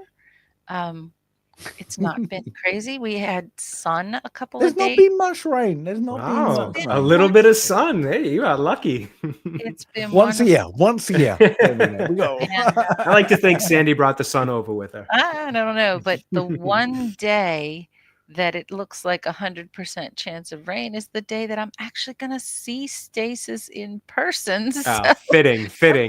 Checks out. It's all right. I brought an umbrella. Is it? I don't actually. Hold it. It was when I checked yesterday. Maybe, well, this is where English weather goes great because the it would be. Oh my god. Oh yeah, it is. Oh, okay. Ooh. Uh-oh. 60% chance. 60%. Oh, it's down to 60 though. It was literally 100% yesterday. So was it? Yeah. So, but yeah. So I always say we're in a bubble. Where I am, where we're in a bubble. So you never know. It's going to be quiet. We'll get to do some ranting in person. Poor Jade. Poor Jade. And she meets the real Miss Stasis. I'm looking forward to that. Well, I think here's what's going to happen. I think if Jade and I can talk fast enough to each other, then we can get a word in edgewise. Yeah, fair enough. That's a good plan. The kids like me. Yeah, cool. But yeah, looking forward to and then we have Castaway sometime next weekend. Well, we'll have to work that out. So, we'll have to work that out. Jay, what are you up to? Hey, I've been enjoying watching you stream more frequently. Oh, thank you. Yes. This was a fun little holiday weekend because I didn't have much plans outside of Thanksgiving itself. And I kind of designed it that way because I wanted to try to stream some more. And it's been really good. Picked up quite a few subs, actually. During the stream, I hit 550. So if that was anybody from the stream, thank you very much. I appreciate that. But we hit the next milestone. So streaming's been really fun the past few days. I want to try to, as I always say every week, I want to try to work a more regular schedule to a degree. You guys know how that is. Sometimes life gives you time to stream. Sometimes it doesn't. So I'd like to work more frequent stuff in, but we'll see on that end. But in the meantime, you can catch me obviously on Film Club and videos, reviews, the whole deal. Although nothing great's been out recently. I'm trying to think what might be next. I'm not even sure. I have to take a look at what's coming out, TV and film to review. But I will be doing some streaming of Batman Arkham Origins soon too, because it is December, and that is a movie game that is based on Christmas Eve. So I figured it'd be perfect for this month. Plus, I love my Batman games. You guys know me, so you can catch me doing some of that Film Club and popping up, here and there, GTA Fridays. Wednesday podcast over on Tommy's channel whenever I can, if I ever get home from work in time too, and all the usual stuff. Sandy, except for the amazing meeting the greatest person in the world soon. Jade. Jade. Yeah, I am. yeah, I'd say that. I'd say Jade. Yeah, she is. Yeah, love you. What? Just for maybe seeing some weird and wonderful countryside. That's the saying like that because you're going to go north of where you are now, see the green grass of England. But I am What have enjoying you the got? concrete and Where? stone Yeah. here in London. So I did a great house tour today. I've found quite a few embassies, so those are going up. But yeah, just enjoying every minute and working as well while I'm here. So it's not all fun and games, but just having a fantastic time here. That's cool. Abe got jealous. Sorry, it's Abe. It's not you. But yeah, oh my God, I'm doing Christmassy stuff very, very soon. Set for me as I've got a snow thing, fake snow from a kid, just before Sandy, then the week after I've got a week off. It's the Lapland kind of thing. So it's very all kiddie, and then back on it. A couple of days off, a couple more kiddie things. I say I'm just going all kiddie. It's literally get the 3-year-old. Literally, he's loving. He woke us up the last 3 days doing Christmas songs. Some of them I've never ever heard, and I just like, oh my God, I need to learn this. So he's loving it.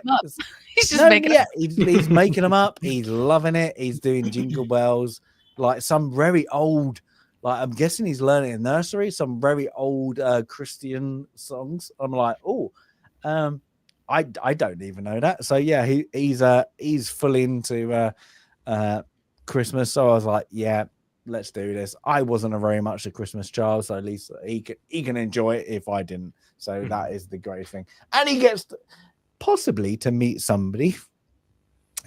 Are there I don't know who. Are fairy lights going up in the studio there? Oh my God, I could do that. Yeah, oh my God. Yeah, my girlfriend might like it. What my plan is to drop off the kid and run. Babysitting, yeah. All right, gotta go. Yeah. Anyway, enjoy. So, he would love it. He would love it. He'd be like, yeah, like, adventure time. There we go. But yes, everybody, except for we probably won't do a live stream just in case the kid turns up, because he would just go. He would take over. I know I do sometimes take over, but yeah, I'm sure my kid would be like, "Wah!" Like you just see this like father, like son. Like just a mad mobile. You'll realize what he's like if and what blood he's got if you. Sorry, let's say that. He is mini me. He's mini me, let's say that, and he has the personality like mini me. He said clever girl for me when I asked him to do the Jurassic Park line, clever girl, but he shouted it. That's great. That's great. Oh, he's like, wee. Yeah, so, but yeah, I hope everybody enjoyed this episode. Sorry. Oh, a little cough there. But everybody, so next homework is Jay's pick. Castaway. So yeah, I remember this being. I like this. I like it, but it's a long movie, isn't it? It's a long movie. It's long, and I'm gonna be honest. I don't remember putting it on the list. I do like it. I think it's a good movie. Yeah. It's I wouldn't put it not one of my favorites. Yeah, it's certainly not one of my favorites, like of all time or anything. But I think I might have just been trying to fill out the rest of the list. So it's a solid one. I think we'll all enjoy watching it. The film club put it there, and we will watch it, and we will give it. So everybody, Castaway. Forrest Gump, sorry, Tom Hanks, is it? Yeah. This was when Tom Hanks was like can't miss. Oh him yeah, and Russell Crowe in the late 90s, early 2000s were like can't miss with their movies. They were so. Well, it's weird because I think it was he win Forrest Gump Oscar, then Philadelphia back to back. I think I thought Philadelphia was first. Was I it could be first? wrong. Ooh, I I thought can't remember. Philadelphia was a little older than Forrest Gump. I could be totally wrong. think But it this was was probably that the same stretch where it as- was like that, this, what was Mm. the other one there? You just said it. Oh no, you didn't just say it. What was I thinking of? Shoot, now I'm thinking of Terminal. You Got I Mail? like the Terminal movie. I know not everybody likes that one, but I like Terminal. This is I think that's Catch You Me If Got You Mail. Can. This was kind of when he was just like cranking out. Oh, really this good is an movies, era so. when he was the box office. Boom. Yeah, Bang, bang, exactly. bang, Him bang. and like Russell You Crowe know. in Did you this forget time, one? just crushing it. There's something Oh. I'm forgetting. Did you yeah. forget one important one?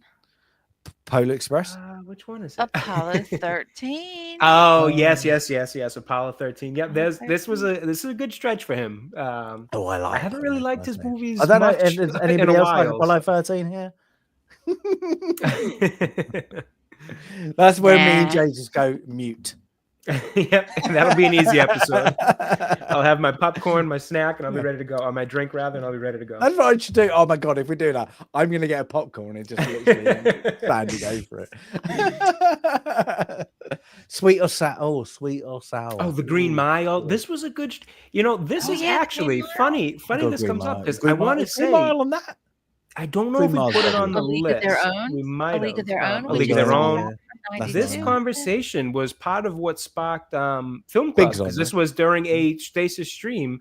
I think Highlander actually brought up Braveheart and some other ones, and then the three of us started talking about Green Mile and this, and it kind of sparked the whole origin of our Film Club. So I guess we can thank Tom Hanks for that, or at least that stretch of his career. But we'll never thank Highlander for mentioning Braveheart Fair enough.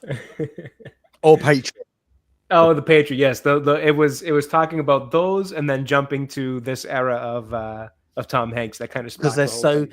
Sandy agrees with me. They're so historically accurate. They're the great. most historically. Shame. I know. It makes me. Ugh. Oh my god! Like I say, like I'm gonna go real tangent. What? That is probably the most famous, like run up to the what you call the American Revolution. We call it the Rebellion War. We call it winning. You guys call it we call it drawing. losing. 1812 we call winning. Yeah, we finished the job in 1812. Where? Yeah, but there's no really like you think about like I do like Last of the Mohicans. That's on the French Indo War. But the American they're good Civil War movies, but that American Revolution, there's not a very good representation movie of it. No, the mini It's weird, series, isn't it? the to me, like for that era, the John Adams miniseries on like HBO is I never watched that. tremendous. It's amazing. I do like that. Jay, you should like it. It's filmed in I'll have to Boston. take a look at it. Yeah, I never watched it. I'll have to take a look at that. That is so Boston. historically accurate. It's very Boston. accurate. The same Boston. No, I just was saying like after that, I don't know. Like No, there's not much, and I guess it's because then you get like, but then they've done all right, you got that, and then the Indian Wars. yeah, What you but can't see, in specify, the reality, Mexican Wars, you like there was you don't get much good movies. You get like no. the old 50s movies, 60s movies, the John kind of Wayne era, but not John Wayne. But you don't really get that historical kind of gritty. Oh, this is kind of the kind of truth of the matter. You get like Civil War and probably Vietnam, Korean War. But before that, See, I think it's because like on our History Channel, there are so many documentaries that are so well done. Like maybe there's a reason why they wouldn't make a film because the documentaries are really well done. But I could see like a film about Sam Adams being really interesting. But again, they've done a really good documentary on Sam Adams. So, it's I don't know. It's not. I absolutely love it, but I can't think of like. it'd be great have to if they did a focus on a series. battle. Oh my god, what is it? No, if you did oh my god, I forgot the TV series. Oh my god. Okay, you're gonna have to help me here, guys. And I feel really bad because the guy died of cancer, and I feel really bad. I can't get his name right now. Guy from Ghost. Oh, Patrick Swayze. Oh, the North and Patrick South. Swayze. Oh yes, North and South. They did North and South, but did it British, Mm-hmm. Continental Army. That would be interesting. Whoa, did a series on that because theoretically, then they did it as sorry, it's still Britain. They're still done that and had that conflict of like that because That's it still was that kind of conflict. They did Mhm. that as a series and then but did it as the hardship of the political side and then did it the really dark and miserable time the soldiers had because most people died of dysentery like that. Yep. And then just showed that horrible like not being able to get the supply chain there because Oh yeah. but yeah, it was a horror like that is thing. But then you can lead up to it like there's so much greatness they could do, but that is a But you know why you couldn't do it? It's epic. because it would focus on a whole bunch of old white men. And And I say also there are a lot of historical movies that should be made, but it makes also sometimes, not all the time, but most of the time, sometimes the Americans look not like the heroes. And absolutely. they're evil on both sides. And if you portray perceived people as the bad guy in certain battles, portions of their reality, that ain't gonna sit well with a lot of Americans. I ain't say it's not gonna draw the money in. It's not gonna make things as if like like George Washington. I say blah blah blah blah. I know he's got a thing, but he's early isn't well perceived in like with a lot of Native Americans. Like that with the things that not going west. There's that portion of history. With the when he came out, the Indian Wars.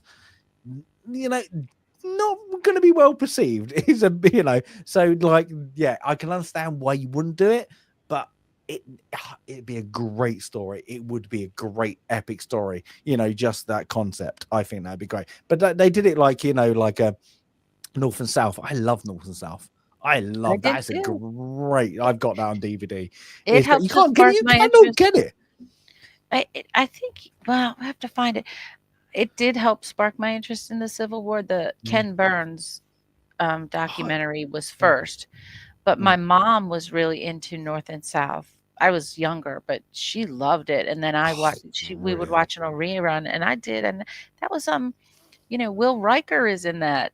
Jonathan Frakes and Jay, you ever seen it? Alley. No. I've actually never even heard of it. I'd like to check this out.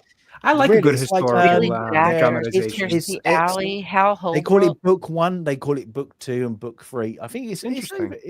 But like the first, Love and War, Heaven and Hell. Brilliant. That's 3. Yeah, North and South, Love and War, Heaven and Hell are the 3 books. But it's a good one. It's very dramatized, but it shows it's really good. Like if anybody like who's like you don't need to see the battles in it. It shows as it is the North and South, and it shows the states per state, and it shows political humanity like on both sides. And it's great because they're not negative and they're not positive. They're showing it as you can make your own opinion, but the people in it who are this dramatized aspect of how the narrative goes on is who you love. You love both of them. Why? Because they're all human beings. And I think that's what we said before. It's like, I'm not monoble. They're like, you're going to get today. The South are the racist. They were the slave owners. Oh, they're all horrible. You know what? David They're Carradine. not all that. David Carradine, the grasshopper. Come on, Kung Fu, right? Oh yeah, he's in it. Patrick Swayze, Johnny Cash. I had no idea Johnny Cash was in it, but Johnny Cash is in it. Jeannie Francis. This is me.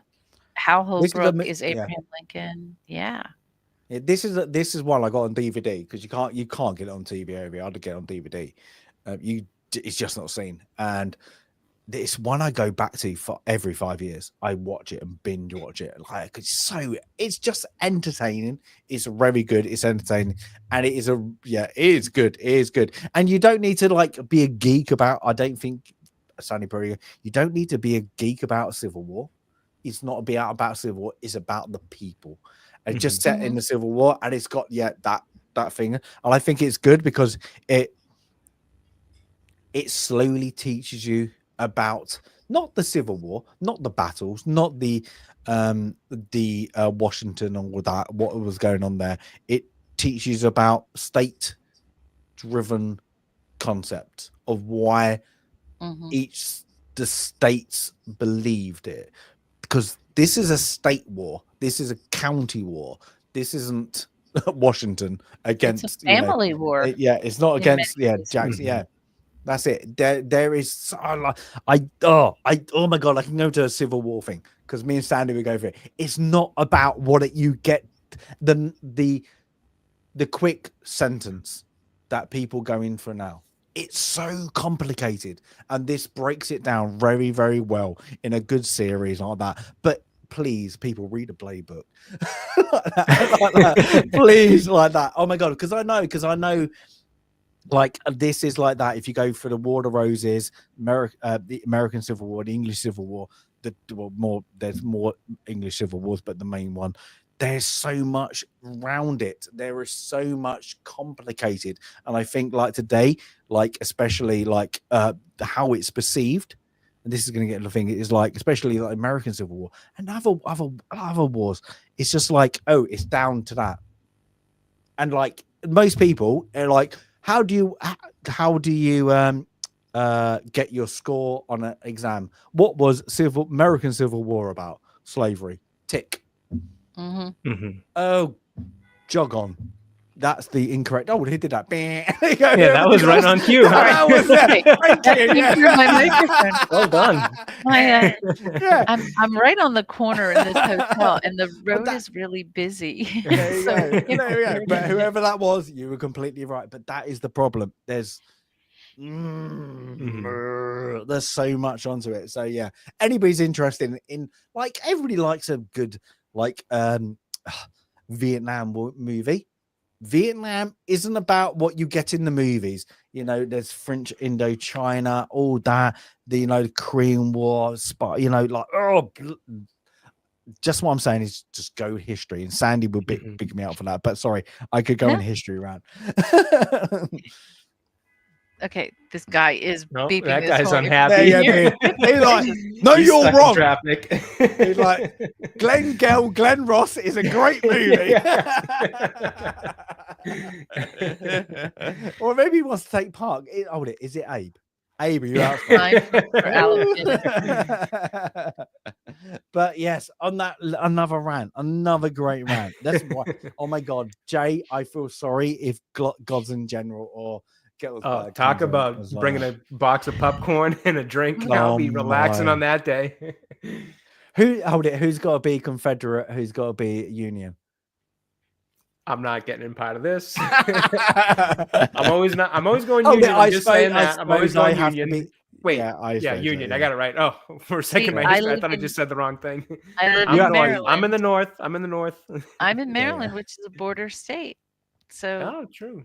Yep, I'm well into the north. We're neither north nor south. We're both. I suppose I'm nearest the French, so I'm gonna have to go for the Confederate thing as the French. Nobody likes the French, so yeah. We're south of the Mason-Dixon line, which is like the quote, political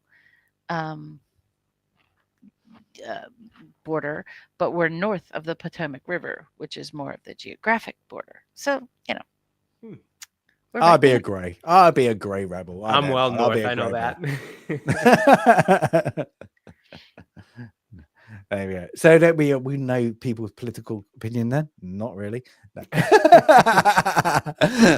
Yeah, but anyway, I'm gonna call. Should we call it? Should we call it? Should we call it? Should we call it? I I think think before we spiderweb into our We next go rant, yeah, I gotta no, eat because something. we'll start talking about something completely different now. We Anyway, started with everybody, I hope- Glengarry Glen Ross and ended up on the Civil War. So who knows where this could As take you do. us? yeah, but in between it got weird. So there we go.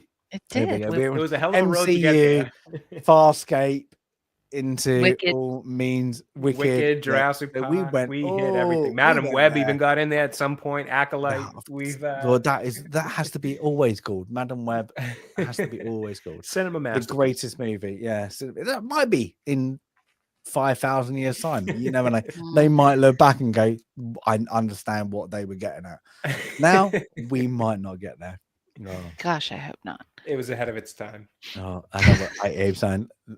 I'll say we align with the United Confederates of United States. Awesome. Oh, there you go. But God, there's actually a good movie about that. The documentary. Was it what do they call it? A CO documentary where it's not real? What's it called? CO documentary? Oh. A CO? I don't know. No, I've like not it's a heard of document. that. Oh my God, it's called CSA. And it's a documentary about America if the Confederates won the Civil War. Oh, kind of like what's the one? The Fatherland. The like if the but who they said do. one. Yeah, but this is done as was it PBS? PBS? I don't know. I've never heard Yeah, of it. no, there's they do it in the public. Your public. Was it PBS? Yeah, I've heard of public Yeah, yeah, yeah. television, but I've not heard of what you're. They do it in the style of that. It's really weird. Like like that old sorry, Jay. That old Civil War thing they had on. Like that old TV program. The Civil War. Yeah, it was called the Civil War. They do it in that style. It's really good. It's really good. It's really weird. They did it on that, and I was like, oh, it's really weird. But they go through the whole. They do it from the was it they start off kind of after the Korean War, and then what would happen? What would have happened? It's really bizarre. It's really bizarre. Sounds bizarre. It's like, yeah, it is very. I have to show you. Like, I think it's called CSA. CSA. That's the documentary is called CSA. All But right. anyway, before we get onto that tangent, because that is not on the wheel. We were borderline on another one there. Not on the wheel. It is quite good though. It is quite good. It's just interesting. Not great, interesting. Okay, now I do need sleep. Let's go. There we go. Anyway, everybody, we're gonna go. I'm gonna go, and Sandy needs to go and have a little beauty sleep. Jay needs a lot of beauty sleep. Just let you know. Just let you know. lot Back to over here. work tomorrow. So it's gonna be a rude awakening. Yep, There me you too. I have to There work. we go. Everybody, hope you've really enjoyed the film, the rant, then the rants. Everybody, but the wheel brings up next time. Homework, Castaway, Tom Hanks next time. Everybody, have a great one. Enjoy the coming up to Christmas. Until then, have a good one from us all. Bye. Bye.